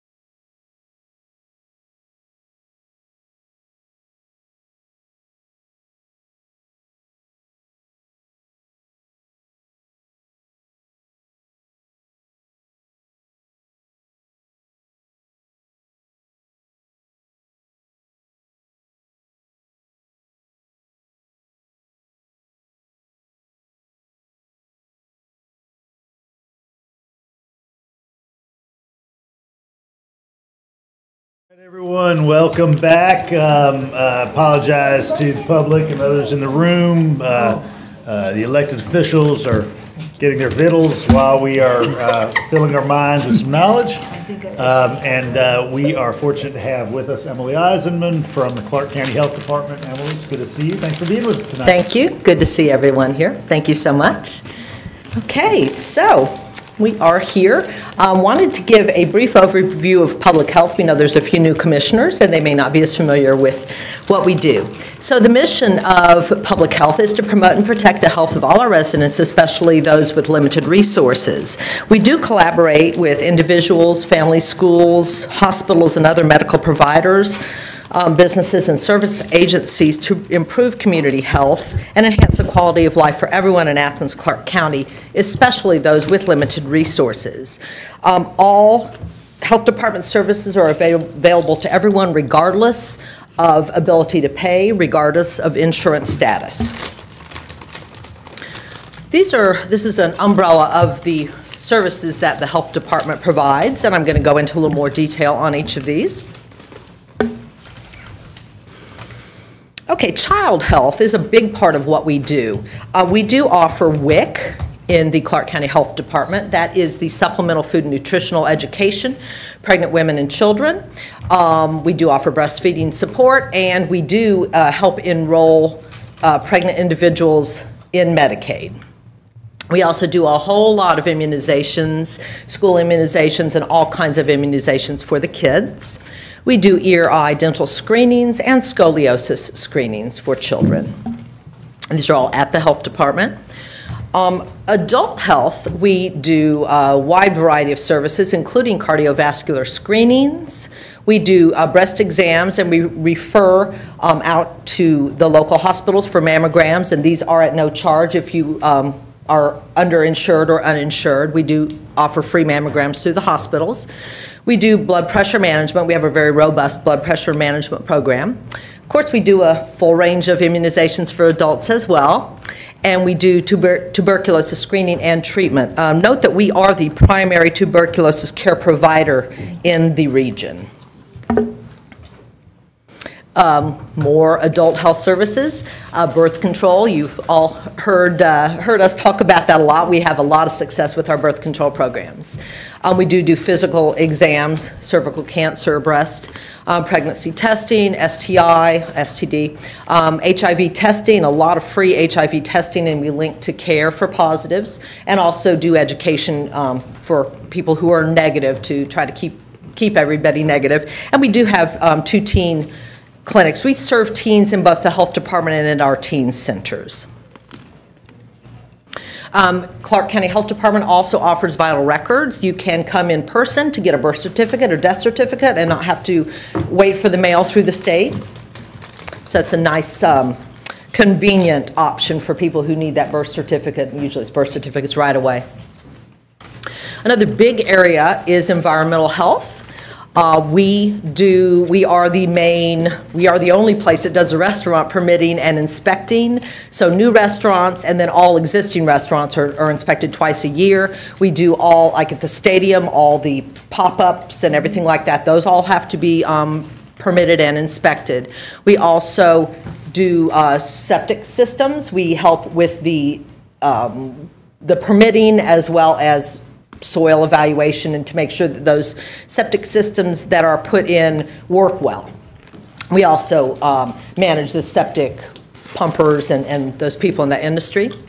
We do hotel and motel inspections, both for bed bugs, dare I say, but bed bugs and hotels, pools, the restaurants and hotels and motels and things like that. Of course, the public swimming pools are inspected each year by us, and then we do body art, tattoo piercing, those sort of things. Those are regulated now, and we do inspect those on an annual basis. We also respond to complaints of all kinds of environmental health, as well as foodborne illness outbreaks, rabies, and then we do private well water sampling as well. There are several programs that are actually funded by state or federal sources. These are all available through the health department here in Clarke County. But Clarke County does not pay for these. These are federal programs. WIC is a federal program. There are several children's programs, Babies Can't Wait, Children's First, and Children's Medical Services. These deal with children with developmental or other chronic diseases through birth through, well, Children's Medical Services goes up to, I believe, age 21. Specialty Care Clinic, that is our HIV primary care clinic. That is federally funded, and we are one of the larger HIV providers here in the area. And of course, we do epidemiology. We all know how that went with COVID. We do a lot of infectious disease investigation, prevention, that sort of thing. And then again with COVID, emergency preparedness is one of our tasks where we prepare for and respond to emergencies, whether it's pandemic or natural disasters or things like that, in the parts that are related to the health and welfare of the people. One other thing with emergency preparedness, when we opened the warming shelter at Lay Park, public health was there. That's one of the things we do when there's a warming shelter. We're there to inspect and to help manage those. So let me talk a bit about the ongoing COVID-19 activities. We're all thankful that it is calming down a little bit, but there's still actually a whole lot going on. We do have a PCR testing kiosk. This is at the fire station on Atlanta Highway and Mitchell Bridge. We've put a testing kiosk there. The volume had really dwindled, and the county is looking to repurpose that site. But we do have a kiosk there, so people can go get the PCR testing. That's the swab. Put it in the kiosk. When something's put back, you get your test out of the kiosk, do your swab, put it back in, and that triggers a courier to come pick it up, and then you get your results via internet or email. So that's been a really neat thing. We have one in Athens, and we have one other one in our area in Madison County. The health department does have free home test kits. The ones that you could also get through the mail, so we have a lot of those. So even though we do know the public health emergency will be expiring in May, we do have a lot of test kits, so those will be always, as long as we have them, those will be available for free at the health department. Of course, we've done a lot of case investigation and contact tracing during COVID, and we are still offering COVID-19 vaccines at the health department, at community events. The Clarke County Health Department has provided over 71,500 COVID vaccine doses. So we've done a lot of COVID vaccines. But let's talk a minute about where we're going from here and things that the COVID funding and some new things that were put in place during COVID have allowed us to expand with. So we do have a very robust mobile outreach team. They go around to events, churches, employers doing COVID vaccines. So we're hoping to springboard off of this to start to offer other vaccines in the outreach model where we go to the people to get them the vaccine. So we're continuing to explore what that will look like. Some of the vaccines have different storage requirements, but we are working on that on the from outreach. We also did utilize our outreach team to provide Mpox, that was formerly known as monkeypox. So we actually were able to use it beyond COVID already for the monkeypox vaccine to get some of those vaccines out last summer, late summer.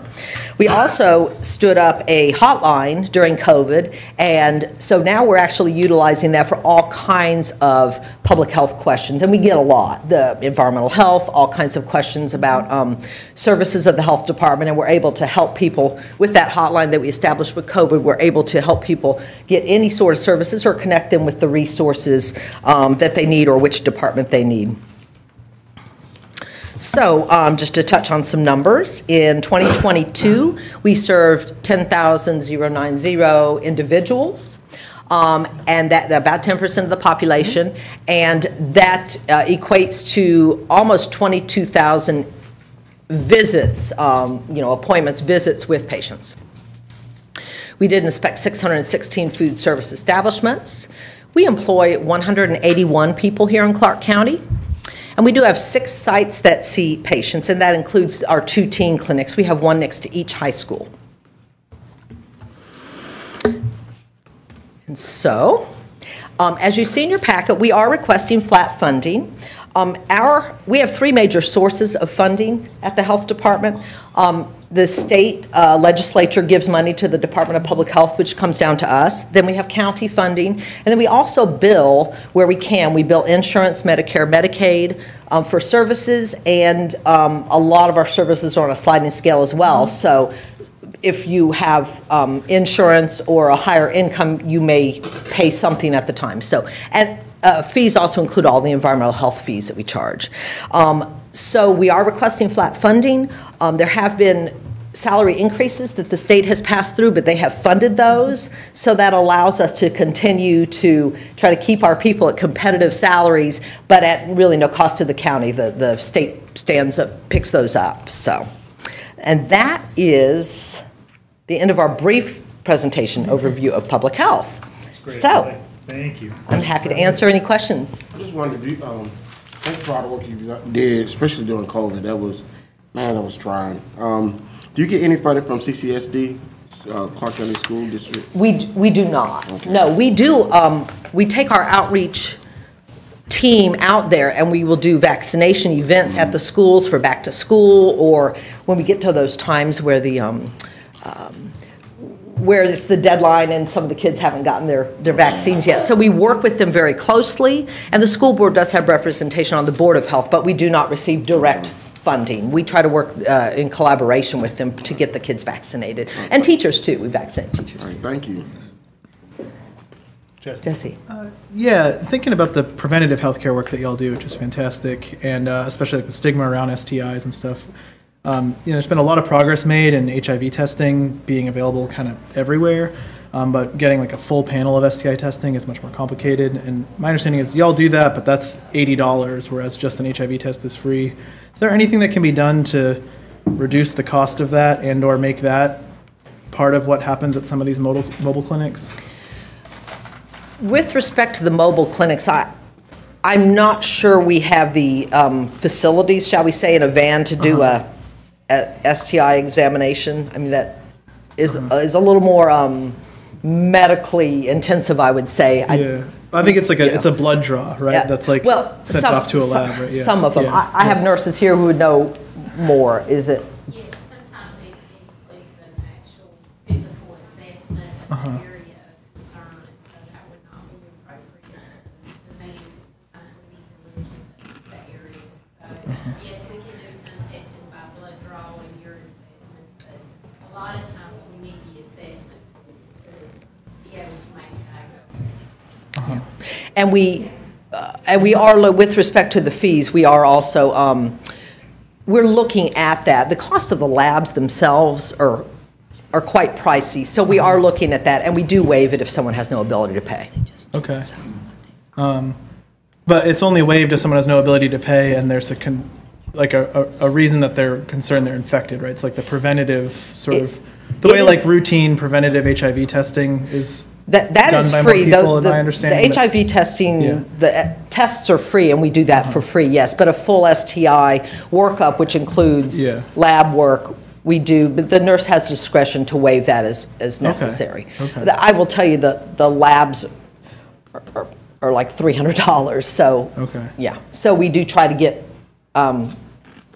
patients to pay where they can on that, but we never turn anyone away for an inability to pay. We do not refuse service for an inability to pay. Okay. Blaine, did you have a question? I'm good, thank you. All right. Thanks. Thank Okay. you. Thanks for Great. coming. We really appreciate it. Okay. Thank you all. Thank you. Bye. All right, everybody, we are going to hear next from Sally Kimmel-Shepard from Envision Athens. Yeah, I didn't do a PowerPoint. I thought I'd give y'all pieces of paper.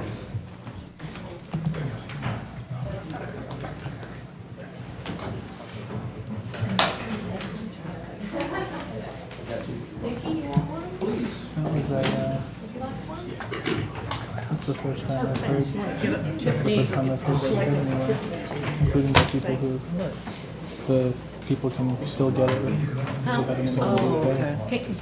There's no reverse. Thank you.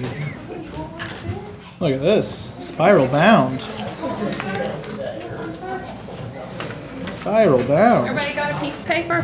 What you've got in front of you is a little booklet with some pieces of paper in it. So that's what you should have. And once everybody's settled, then we'll start up. Come on in, baby. All right. Well, hello, everyone. My name is Sally Kimmel-Shepard. I'm the Executive Director of Envision Athens.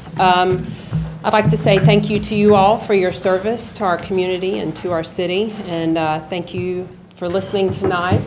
Thank you to David Bradley, board member, for being here tonight of his own free will, and thank you for a few board members that sit in this room, perhaps not of their own free will tonight. So,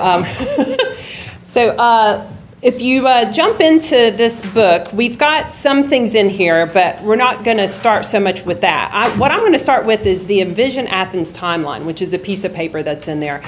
I'm not really sure how much you all know about what's been going on with Envision since I took this role. I have an idea that you might have an idea about how Envision got to this place now, but I'd love to give y'all some information as to where we are at this moment in time and how we got here with me being in a position of leadership within Envision.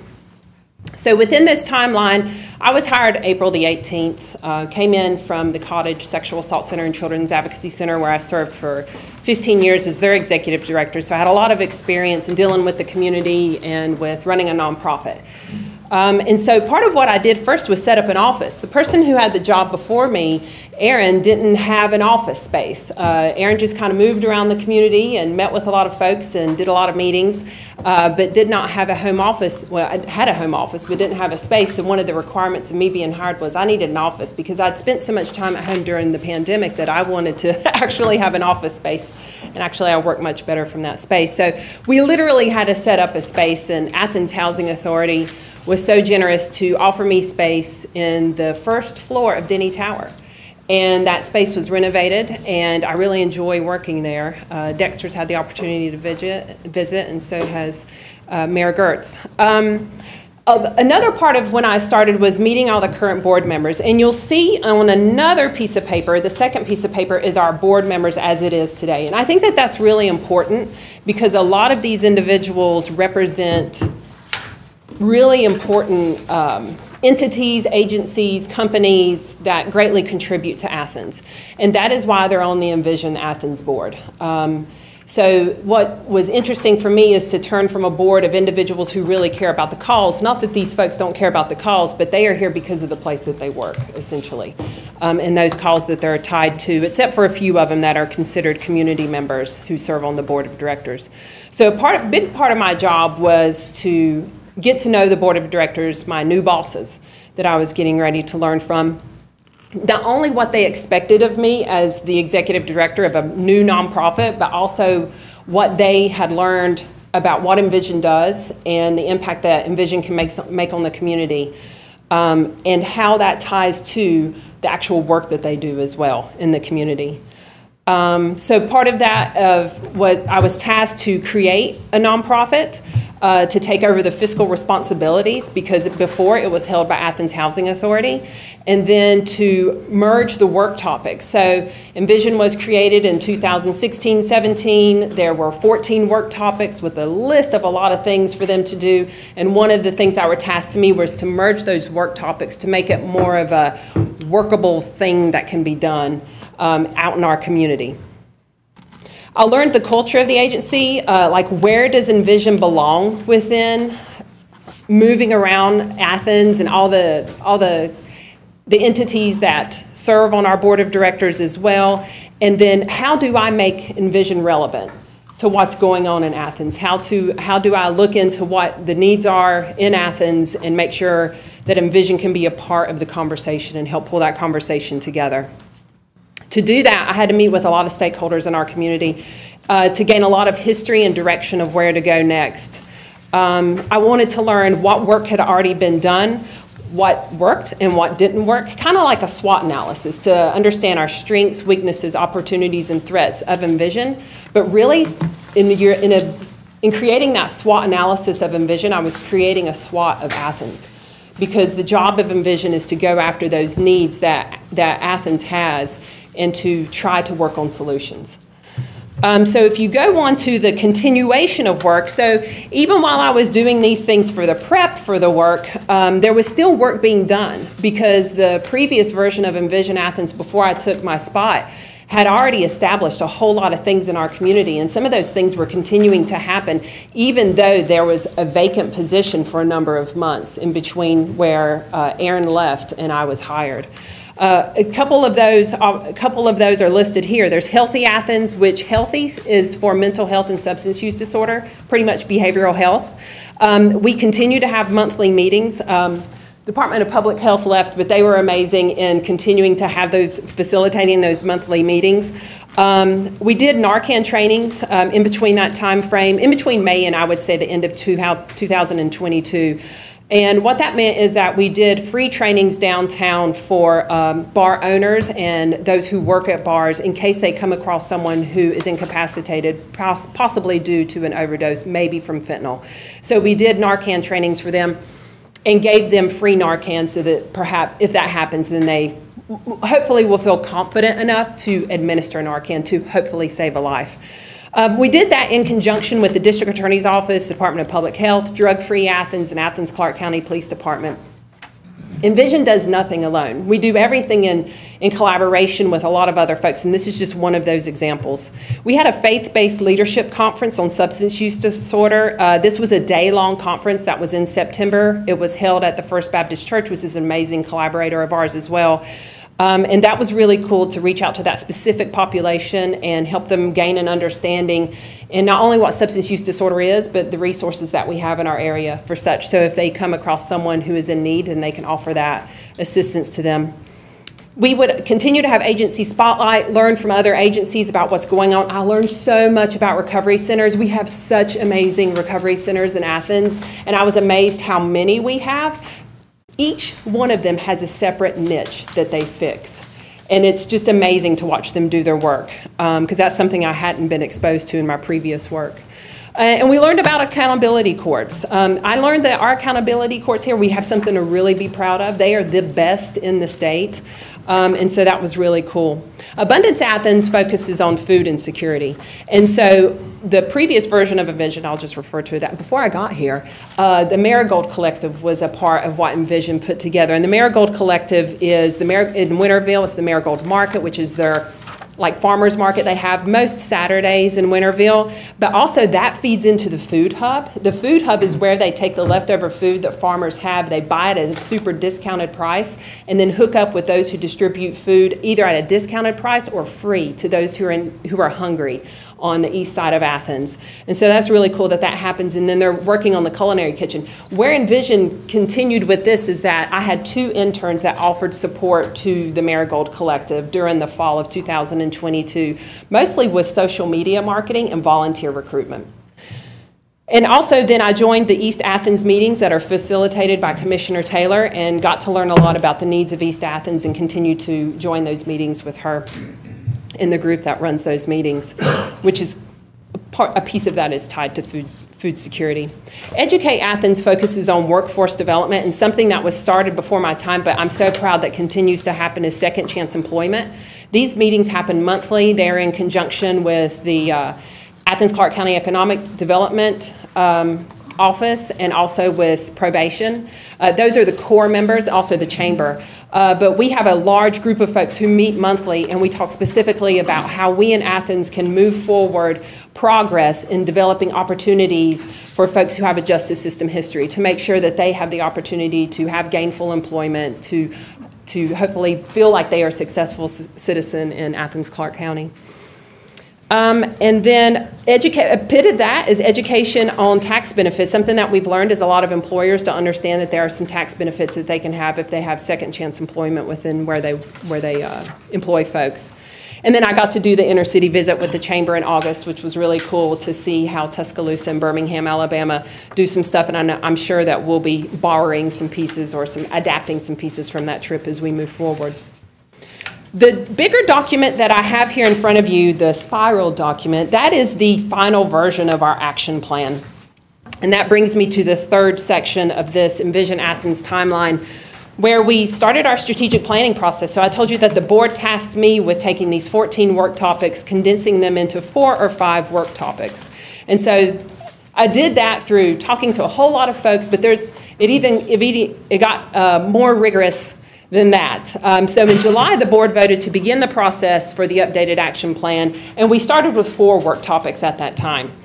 In August, I paired with Athens Wellbeing Project and used some of our funding that was designated to move forward with the strategic plan for Envision Athens. That was, what's the word I'm looking for? It was tasked by Athens-Clarke County to use specifically for that. We did that, and we hired Athens Wellbeing Project to use statistical data that they had already used, post-COVID data, along with them, and I helped out as well, putting together 4 focus groups focusing on these work topics that we were leaning on at that time. And then we had a community input session in October that we invited all sorts of folks, I mean the community at large, and had over 100 people come and offer their opinion about what they thought were the most pressing needs for Athens that they wanted Envision Athens to focus on. In November, there was a presentation given to my board, who are my bosses, about this is where our action plan lands. And my bosses had the insightfulness to say, I think we need to add one more pillar to this work for these work topics that you're working on, and that was housing. Because as y'all well know, housing is an issue in Athens. And if you're going to pay attention to the issues in Athens, which is what Envision does, then you need to add housing to it. So December, we updated our action plan to include House Athens, and in January 2023, there was a vote and approval of this action plan that you all have in front of you. So the spiral notebook that you all have in front of you is kind of like the methodology of how we got to those things, in case you want some nighttime reading about how we ended on those 5 pillars that we have. I'm going to go more in depth about the actual work that's being done on the 5 pillars, and that's on the back side of that piece of paper that has timeline. And excuse the black and white printing, but I have a black and white printer.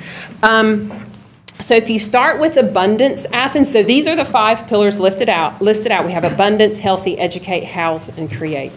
If you start with abundance, Athens, that's the one where we focus on food security. And so these are monthly meetings that are now being held. There are 20+ members who attend these meetings. The type of folks who attend these meetings are folks who grow food, collect food, distribute food. They range from nonprofits. UGA is a member of these meetings. The school district is a member of these meetings, and also clergy are a member of these meetings. And we get together monthly and we talk about issues surrounding food security in Athens. And we had our first meeting in January of the collective. There was things still going on, but I wanted to bring the collective together, and it was really cool because I asked them, what do you all see as issues surrounding what you know to be true for food security in Athens? And so this is what they came up with. They were like, we want a logo for Abundance Athens. Absolutely. We're having a meeting, let's say today's Wednesday, we're having a meeting on Friday. I'm going to come to them with a couple draft logos for them to approve, disapprove, update, whatever. They wanted a list of the participants who are attending the meetings and the list of their services. No sweat. So we have like some small goals that are easy to achieve. Then we got some big goals down here. They wanted to continue with the monthly meetings for information sharing. They had not been all in a room together since previous Abundance Athens meetings. That probably didn't happen. Probably didn't happen in person for a long time, but it didn't happen for at least a year or so before that. They want to recruit restaurants to get more of their food when they have leftover food.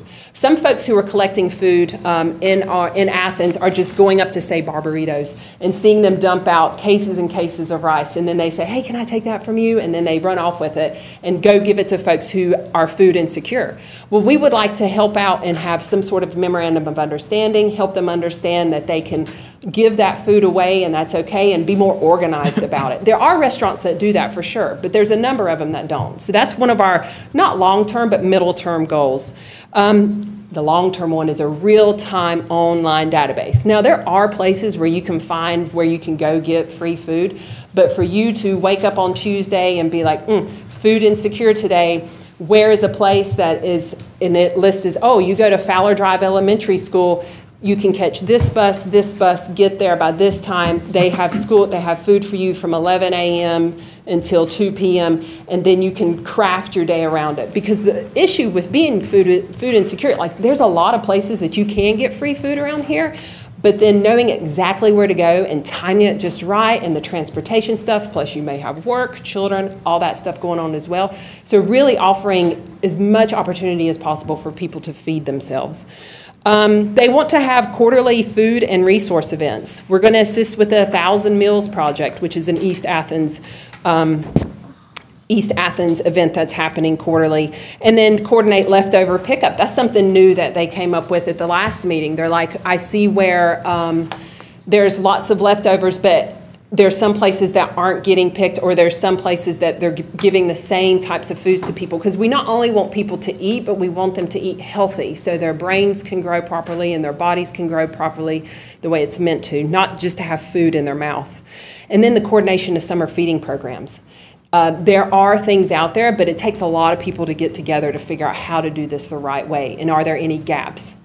So that's something that Abundance is working on, not by ourselves with Envision, but with about 20 plus folks and agencies working on it.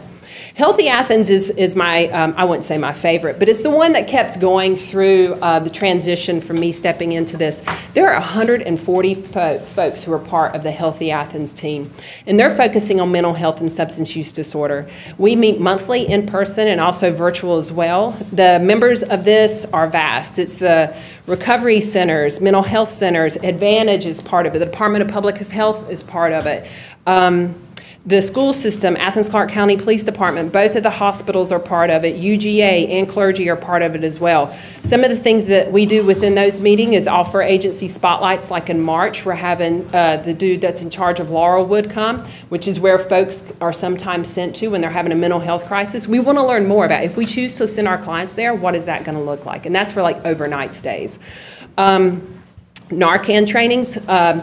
Envision was able to purchase 52 doses of Narcan, and so we were able to purchase that through a donation from Drug-Free Athens. So it wasn't Envision's money that purchased it, it was just like money moving from one place to another, which is the cool part of being a nonprofit.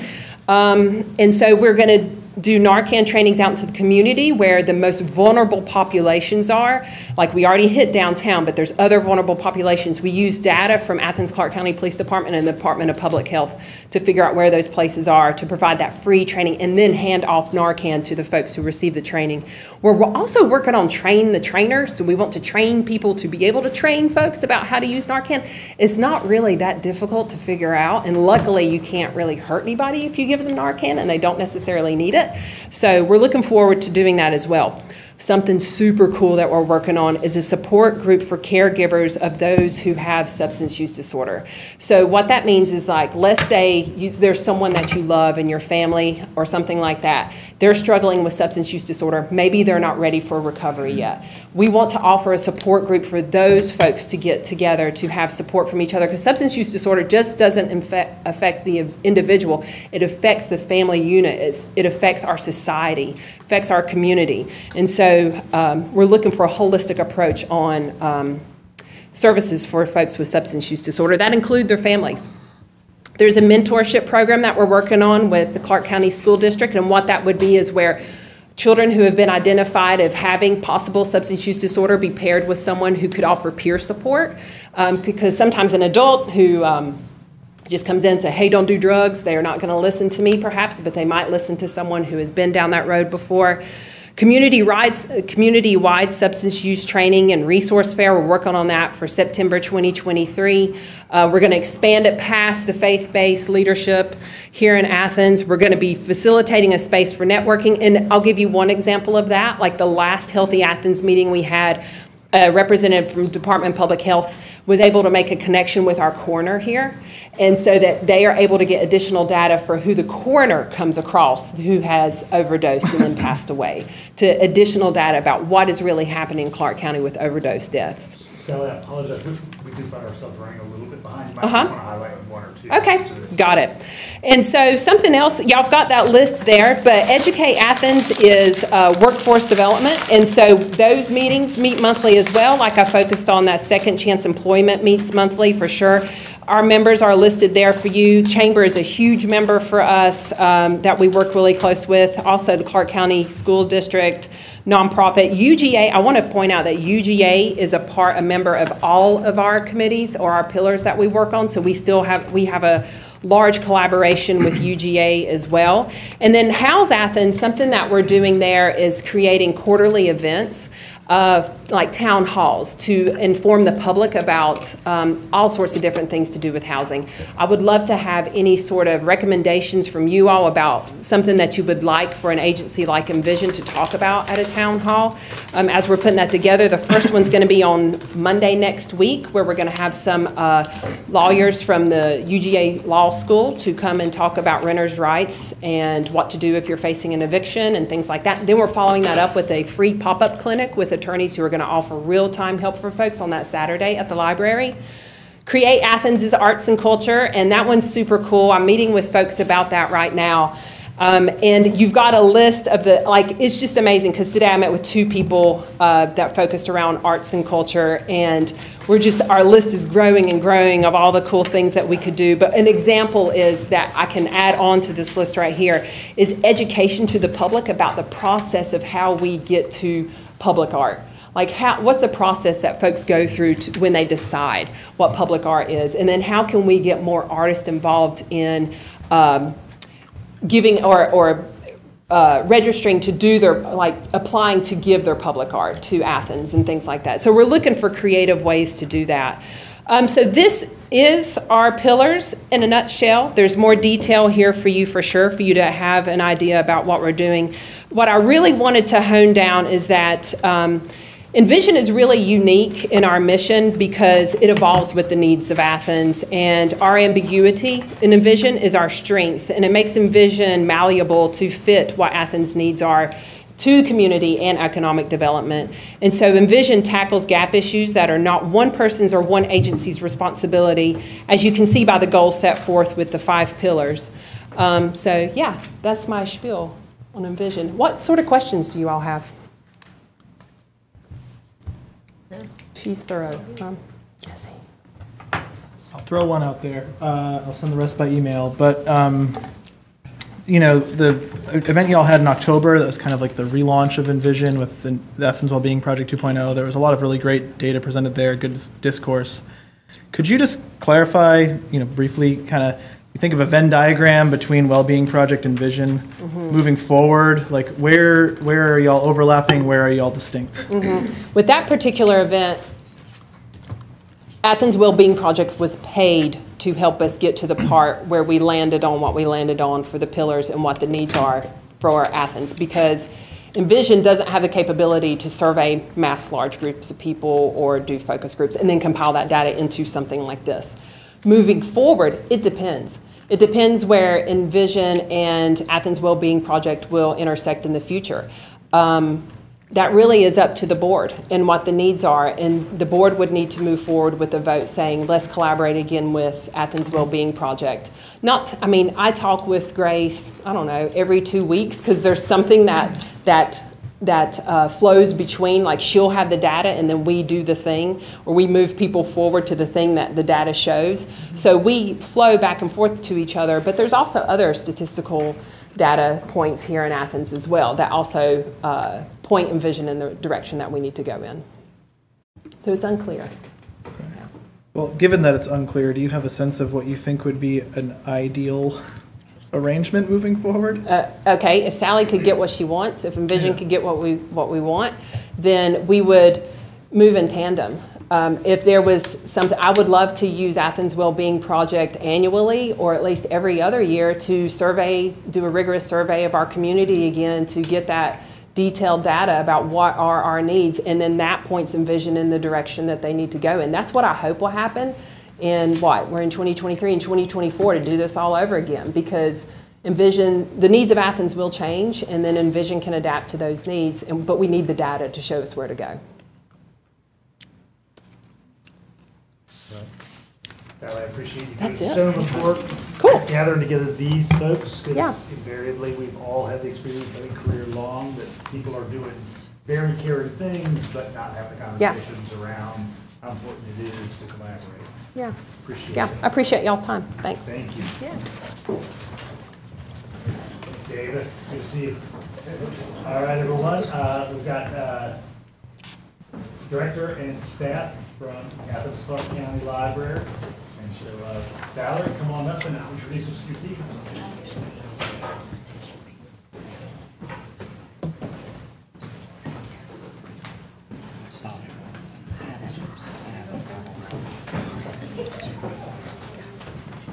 Good evening. My name is Valerie Bell. I'm the library director for the Athens Regional Library System. And making our presentation today is Jane Russell. She's the chair of the Athens-Clarke County Library. And in the back, we have my assistant directors are sitting there in support of what we have for you today. I do have one packet that I want to hand out in case you did not get it in the packets. So there it is.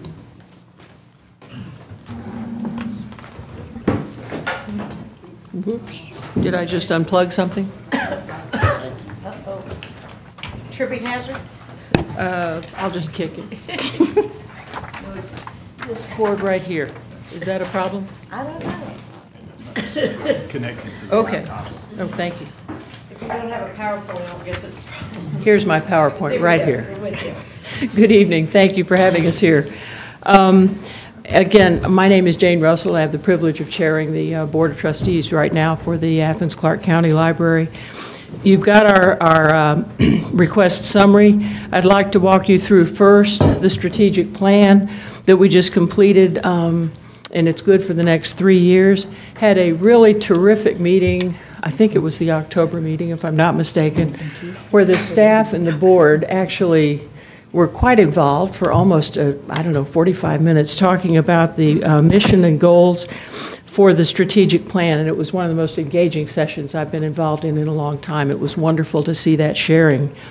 The mission that we came up with as a group is that we create and welcome an inclusive environment that brings our communities together, provides them with resources, and fosters learning opportunities. And I'm not going to read the whole thing to you, but just to highlight. No, this first strategic goal is that we're vital to the community, and we firmly believe that. Second goal, we embrace equity, diversity, and inclusion in every aspect of the library. And the third one, we learn and grow together to foster a positive and thriving work environment, and that's obviously supporting the staff that is just so crucial to running a really good library. Services and programs, we're starting with technology, and you get a present from the technology department. Mayor Gertz, if you don't mind. Would you distribute those? Everybody gets a national championship trophy. It's from the 3D printer that is a part of the technology portion of the library. But the technology department really is superior and helps residents with all types of technology classes, questions, new equipment, and one-on-one services. So if you have a question with your iPhone and you can't figure it out, you can go to the library and talk to one of these folks for free, and they will help you work through it. We circulate Chromebooks and hotspots to the community to aid in broadband access, and that one really was highlighted as I was reading the flagpole today and talking about the importance of broadband access that we all see the need for our community. We offer mobile printing so patrons can print on demand from home, from a phone, laptop, tablet, or other device. And then you can go to the library and pick it up. Then on page 2, some more of our services and programs. The impact on adults, seniors, lifelong learning, and cultural and civic engagement. This year, in 2022, there were 3,052 passports that were completed, that whole process completed at the library. Sir. We got the independent audit reports, we don't have what you shared with us. This one came to you, should have come to you. Oh, this one was on here, okay. Okay, And Dexter, if you don't call me Jane, we've got trouble. We worked together too long. Sorry. No, but you have this one? Yeah, we do. Okay, good. That's the one I'm working from. We're installing hearing loops to aid the hearing impaired so that they can fully participate in library programs, particularly there in the auditorium, in the Appleton Auditorium. Excuse me, we continue to partner with the Board of Elections for easy and convenient community voting. And I've heard a lot of people say, beg your pardon, that they really enjoy being able to vote at the library because it's so easy to park, get in, get through it, and carry on. The impact on the community and business engagement, we continue to build on the success of the Get Library Carded campaign. So during the month of September, which is Library Card Sign-Up Month, we enlist businesses to offer discounts on their services if you show your library card. And then this one actually produced an award. The award-winning One Book Athens, One Book, Many Stories project concluded with a bus trip from the library to the Montgomery, Alabama National Memorial for Peace and Justice and the Legacy Museum, from enslavement to mass incarceration. The library hosted 2 chartered buses, one for middle school students and one for adults. Don't tell the middle school students that they're not adults. They'd really like to believe they are. And that program actually received an outstanding program award from the Southeastern Library Association, which was a really nice compliment. The impact on people in need. The library now has a fully staffed, a full-time social worker who also has a library degree. And she's doing a wonderful job, as is the whole staff. But the partnership with the University of Georgia's School of Social Work continues, and we have 2 social work interns helping her out. And they're doing things like when patrons are seeking housing and jobs, so they're really doing referrals. They're not doing counseling, but they're helping people network and get where they need to go. Excuse me. And then the impact on student success. The acronym is a little funny. If we call it a play card, you might think we're talking about, creating video games or something, but not so. Public Library Access Card for Youth was launched this year, and the program offers all Clarke County School District students, elementary through high school, a free library card with no fines, using their student ID. This allows students to access print and online services, and through a partnership with the school district, the public libraries, and our library board of trustees, when students register with the Clarke County School District, they automatically are registered for a library card. And we're working to get that to happen region-wide. Excuse me, then a couple of other things to point out. The Neurofabulous Storytime and Sensory-Friendly Art Club remains at full registration. And we have a really active teen department. And if you've got tuxes, formals, any bling, you can help somebody bling their prom. The kids can come to the library and get stuff for free and deck themselves out for their prom, which is really pretty special. So from there, let's move in that same document, please, to page 5. Now we talk dollars. The request for the coming year, within the operating budget, we're seeking $62,500 for additional security services. Currently in the budget, we have $25,000 from the county.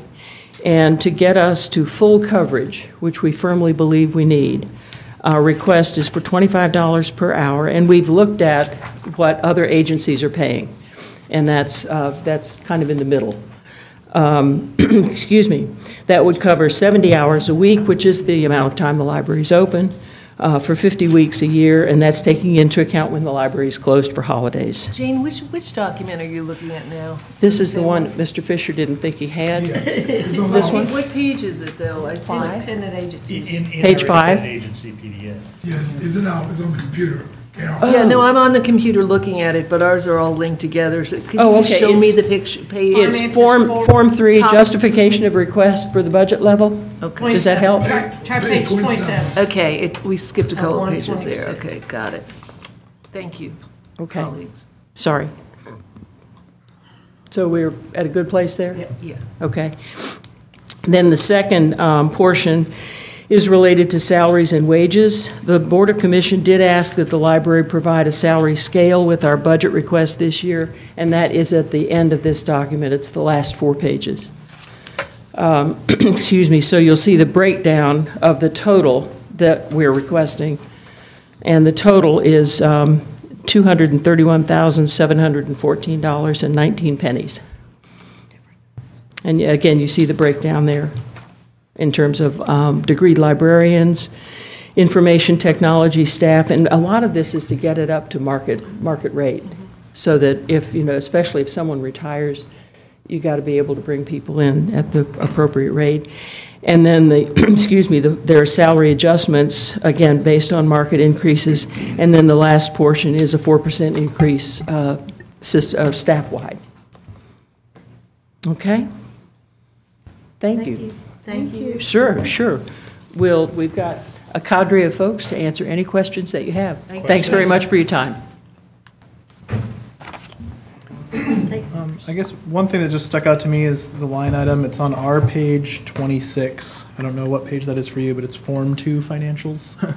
It says MRR state funding went from 195,000 basically to zero. Could you clarify what that means and what effect that's had on your budget? Like, did that just move to a different type of state funding, or is that funding that you lost? Or? No, it's not funding that we've lost. MRR funding is state funding that's 50-50. It's 50% for the counties, whatever the county is, and 50% for the state. So there should be, we're going through right now, we changed our software, our accounting software. So some of the things from the accounting software may not have rolled over into this particular fund. But we did receive, this is region-wide, we did receive some MRR funding this year. Okay. And if you want the exact figure, I can get that for you. Okay. Of course, you're using your MRR money for upkeep and maintenance of the facilities, right? Major renovation and repair. And I'm familiar with that, yes. Yes. I think Commissioner Hu wanted to know what the MMR acronyms meant. No, I saw on here it says, I guess maybe this is just a software issue. It says that went down to $0. Yeah. So I just was wondering if that was actually, but I guess that's not true. That's maybe just a clerical error on from the new software. Okay. Yes. So there is still funding for that from the state. Yes, okay. We still get funding for that from the state. We recently got funded for there was a tear in one of our meeting room screens, and the projector needed to get updated. So we received MRR funding for that. That was just this week. Okay, and but that's different. Is the federal funding that says it went down from 35,000 to zero also a clerical error, or is that actually? No, that's probably actually correct, because in the prior year we still had funding from our grant. Okay. Federal funding from a grant. Now, I noticed that in the draft state budget, there was $2,000 per position for the state allocated staff people as a recommended raise. Is that contemplated in this, or did that come out after you prepared this budget request? That came out after we prepared the budget request, but that is on the state side, not on the county side. Right. So for the state, the positions that are state reimbursed, we probably won't get $2,000, because even though we get 8 positions, 8 FTE positions, we have 13 positions that are on that state salary. So they provide you with funds for 8 FTE, but Yes. there are 13 people who are on that Correct. scale. So 5 are not funded and have to be locally funded. Well, 5 of, there's 5 that are split, kind of split. I'm one of them. And in the staff salaries, the salary scale, you can see that there's about 3 people on the salary scale right now that are funded through half, partially funded through the county, partially funded through the state. So there's half and half ones. You wouldn't get the $2,000 from the state if that passes? Okay.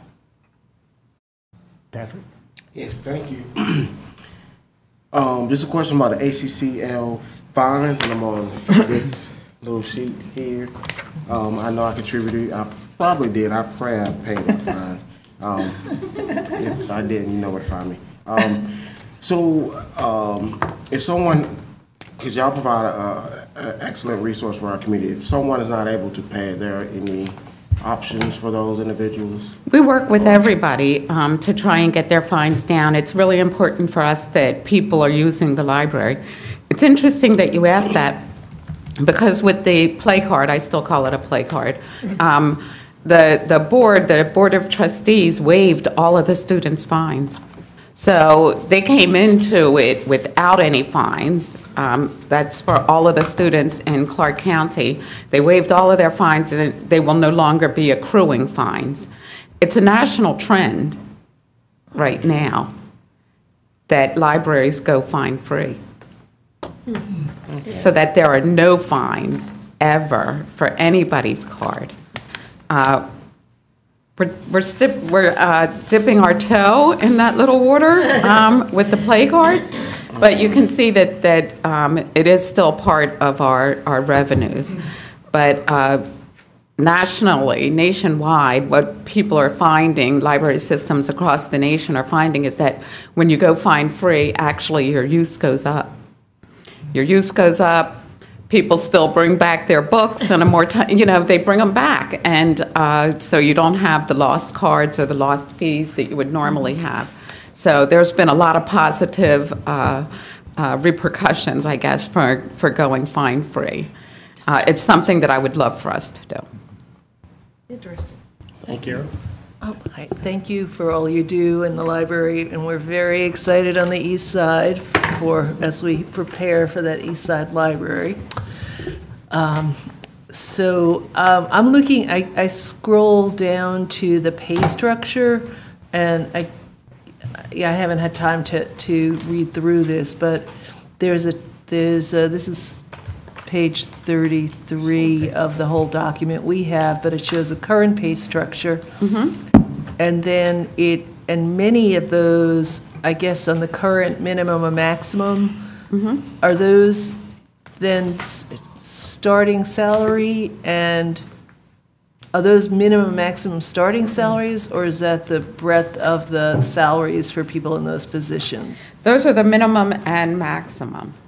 Starting salaries or salaries to get all That's the minimum is the starting salary. Okay. But there's not, and then down on the bottom, and this is what you're proposing down here below.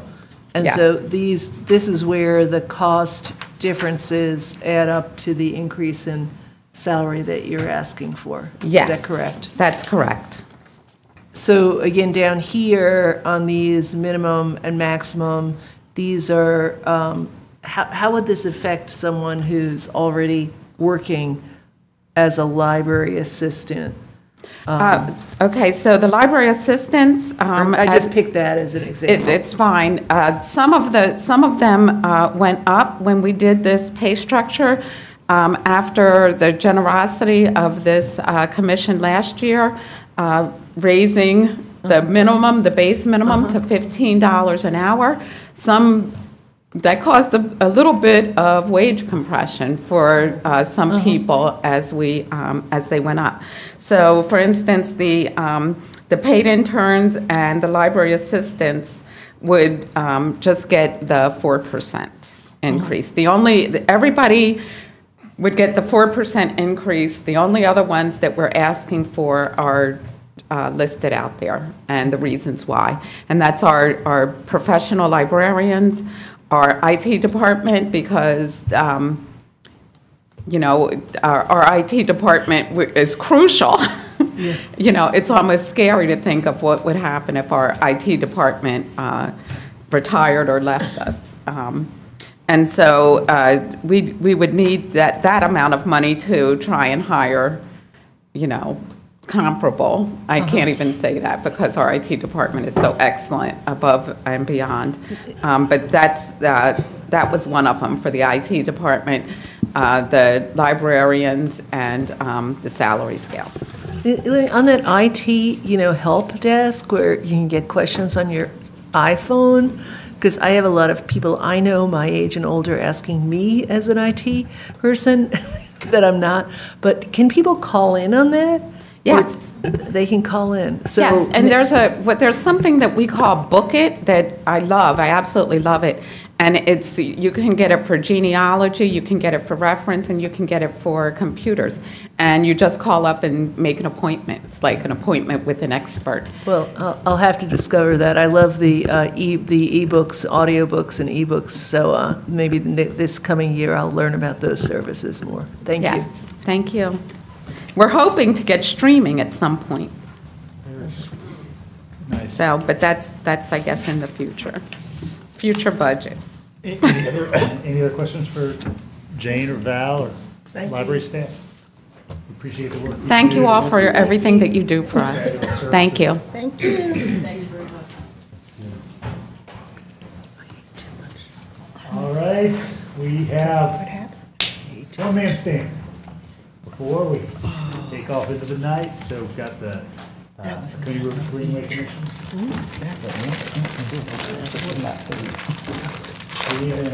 Thanks for being with us. Thank you. Thank you. I've got a PowerPoint. All right. Jeff, I'll help you get to that.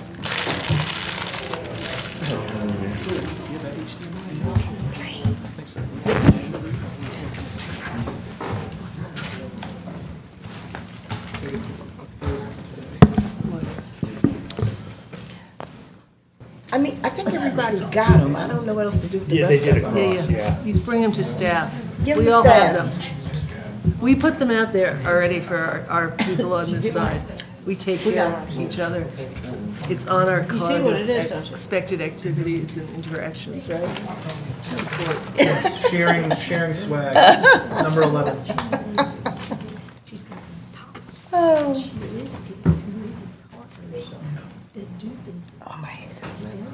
I saw them. Yes. That's right. All right. All right. Thank you. for being with us tonight. Well, thank you. My name is Charlie Barrow. I'm the chair of the Oconee Rivers Greenway Commission. Good evening.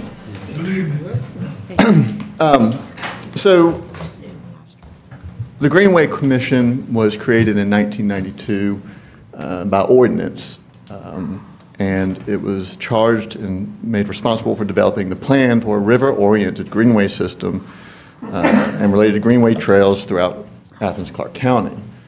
The purpose was for the protection of natural resources of these rivers and their tributaries. Oh, excuse me a minute. And of course, the purpose was for the benefit of the citizens of Athens-Clarke County. When the commission got together, they quickly developed a Greenway network plan and developed 5 major goals. Let me see if I can do that.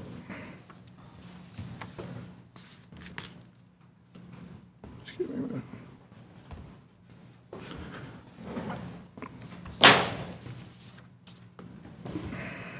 Well, I have some technical issues here. We specialize in technology.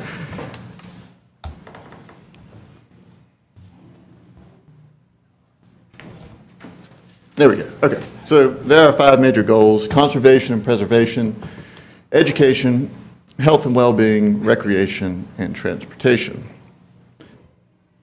Currently, well, the ordinance established 15 voting members. 10 of those are from Clarke County at Wyatt, and those are appointed by the mayor and commission. 5 are University of Georgia appointees, and then we've got a whole list of ex officio members. They come to the meetings, but they do not vote. Oh,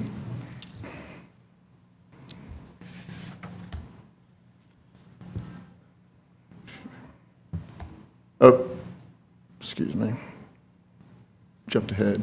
So I'm kind of dividing up this presentation by the categories that are listed in the budget request. One of our categories is Greenway network planning support, and that is, just what it says it is. We plan, and we bring in support for developing and implementing the plan. A big achievement we had in this last year was the TSPOS 2023, which ultimately became Project 11, which is this connector on the east side of the Oconee River between North Avenue and Dudley Park. We called that the missing link because if you're familiar with the Greenway Trail, currently we've got it goes all the way up to Nature Center, comes south through downtown into the east side out by East College Station Road. This was the one link missing for that whole connection. So this was a big deal for us to get funding for this, and we'll be working on getting that built out in the next several years. But it'll be, a great connection once it's done.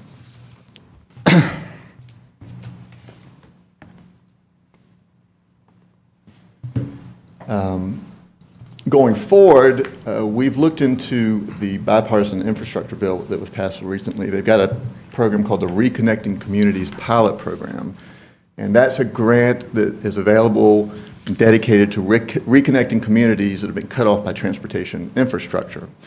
And so we've identified a few places on our network plan that would probably fit this bill.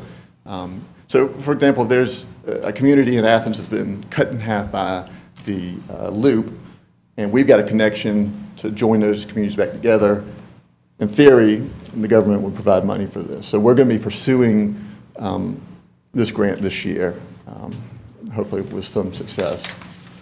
Can you tell us what area that is while you're... The two I've got in mind is the Walker Park to 4th Street. It's cut in half by the CSX rail line. Another one would be Beach Haven and Ben Burton. If you go along the Oconee River, it's stopped by the loop.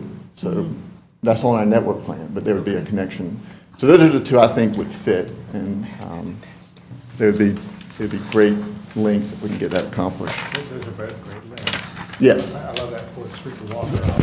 Right. I mean, it would require a bridge over the rail, those are pretty expensive, which is why we would need this additional funding. All right. I like that. I like that.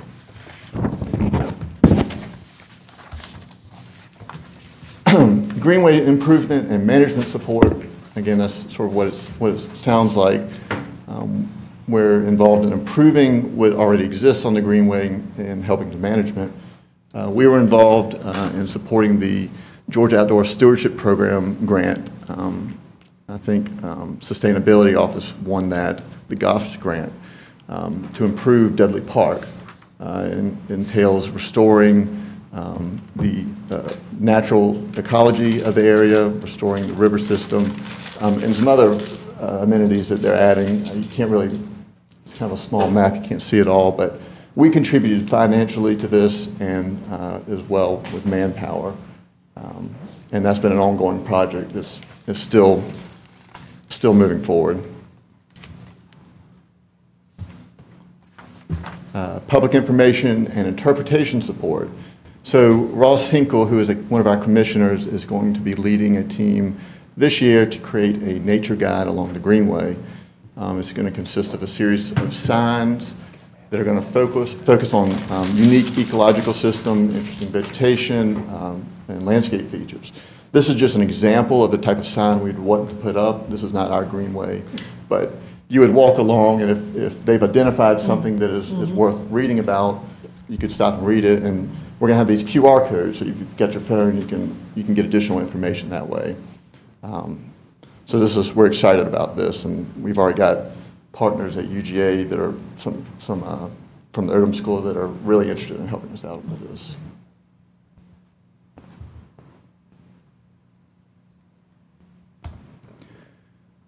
Additional public information support. We pay for things like bicycle repair stations, signs, benches, just little things along the Greenway that you see if you're familiar with the Greenway. So this is what some of this budget money goes towards.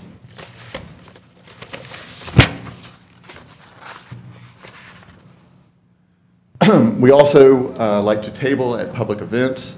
Most recently, we were at their REI grand opening. This is one of our commissioners, Karen Porter, at our table, just educating the public about what we do. Whenever we set up a table, it's usually pretty popular. People come by, they love the Greenway, they love asking questions, they love looking at the maps and the network plan. Generally, everybody's really excited and enthusiastic about the Greenway, so these are always popular things to do.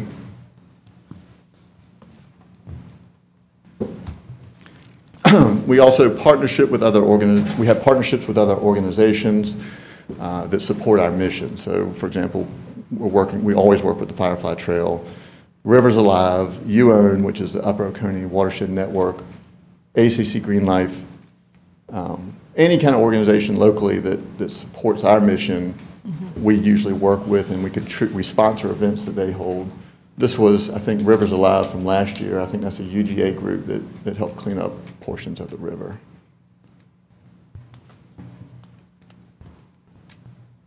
So that's it, and this is the money we requested. It's the same as we requested last year. Any questions? Questions, Charlie? Yes. Well, I just really appreciate that these are, I'm looking at I guess this is the application material, which is another version of this, and I really appreciate how the requested amounts are tied right back in there with the goals of the Greenway Commission in there, and that's really helpful to see. I love the Greenway, and it's transportation's down there. I use it regularly as a transportation network, and am so pleased that it's getting into different parts of the community. I was curious, I was thinking here, earlier this evening, we had the Athens Convention and Visitors Bureau, and you guys seem really good at working with UGA, for example, and I would be really interested in you all working with the Athens Convention and Visitors Bureau, because I think that's an important link. They've talked at times about outdoor education, outdoor recreational activities for economic development, and making sure that they are highlighting the Greenway, and so I think it'd be wonderful to have some kind of liaison in there. So I'm very supportive of your efforts there.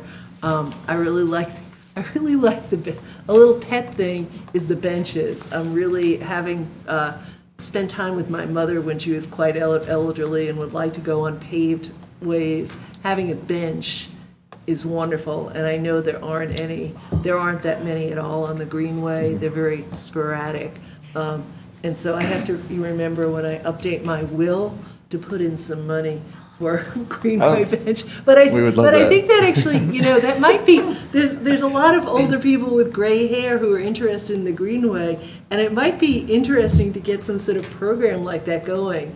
Up on the state park in New York, Jones Beach, is covered with benches along the boardwalk that are in memory of someone, and I bet we could do that here in Clarke County.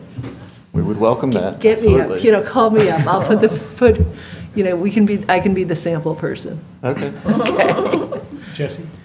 Thanks. This might be more a question for Blaine, but I bet you have some insight or thoughts on it. It strikes me, especially as the Greenway network grows, that it's really a transportation network, in addition to being a place to recreate. And I'm curious why the primary department that the Greenway engages with is leisure services instead of transportation public works. And I'm especially thinking of, as our master planning grows and TPW with some of the work that they've been doing, we've been winning lots of grants, and you're talking about trying to get grants here. We also have this, in my mind, very similar, albeit looking at different parts of the network, Athens in Motion Commission. And so I guess I'm just curious kind of the relationship between this Oconee Rivers Greenway Commission and the Transportation Public Works and AIM.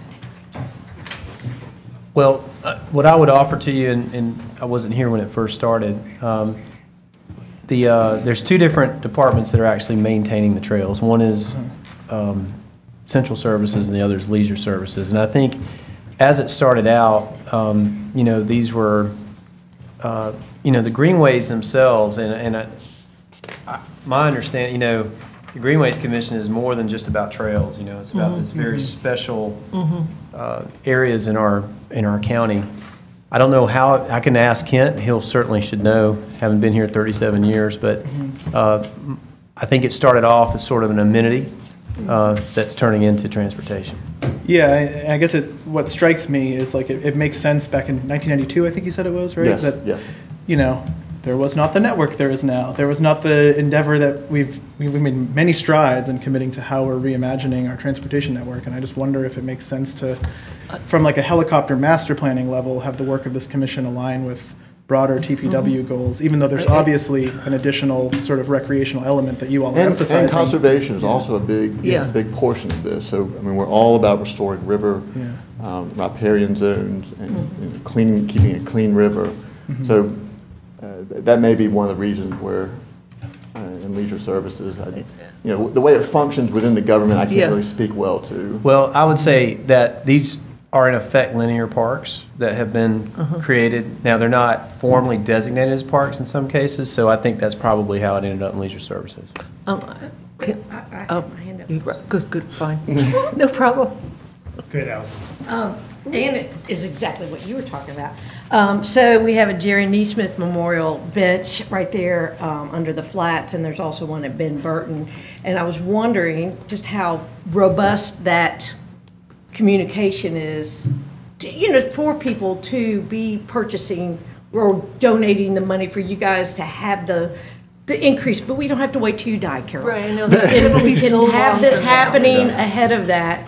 But I think it is one of those things that to spur people to think that, and obviously there was a group of people who did because of his support of the Greenway. Yeah, I haven't actually personally considered about getting public donations for that kind of thing. As a government organization, I'm not sure what the limitations are for us.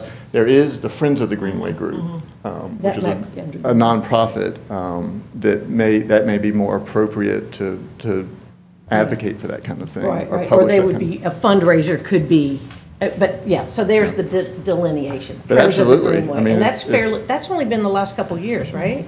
The Friends of? Yes, yeah, they were getting going, and then COVID kind of put a damper on everything, and they actually just met with a couple of the members last week, and they're building up and getting ready to launch again. Gotcha. Okay, well, thanks for coming down and sticking around for our late agenda. Yeah, and I just wanted to respond to Commissioner Hoole's thing, because being on the Athens in Motion when it started and the chair, I was attending the Greenway Commission meetings at that point, and I'm not sure. I know that Scott Long from Bike Athens is going, and I know there was discussion of maybe some of the Greenway, like the little spurs that go into the Greenway being like, you know, becoming part of the Athens in Motion plan and such. So I think there actually is a bunch of communication going on. But I know for me as the Athens in Motion, the Greenway Commission had more of that natural service, natural resources and environmental education focus, where Athens in Motion is really the street level and the Greenway in there as part of it. But I think that was a big differentiation in how the groups saw themselves. And I think that's accurate. If you are going to distinguish on where we would be more focused on conservation. But transportation, as you saw, is one of our goals. Yeah. So we're not in conflict with Athens in Motion at all. Charlie, thank you so much. Well, thank you. I appreciate your work on this. Stellar. Thank you. Y'all have a good night. All right, thank you. All right, everybody. All right, everybody. Motion to adjourn. Hey, can we try to stay closer to the timeline tomorrow? That's right. Yeah. Motion to adjourn? Second. All right, motion from Commissioner Hoole, second from Commissioner Fisher, all in favor? I really need to do my will for my daughters. I don't have a will.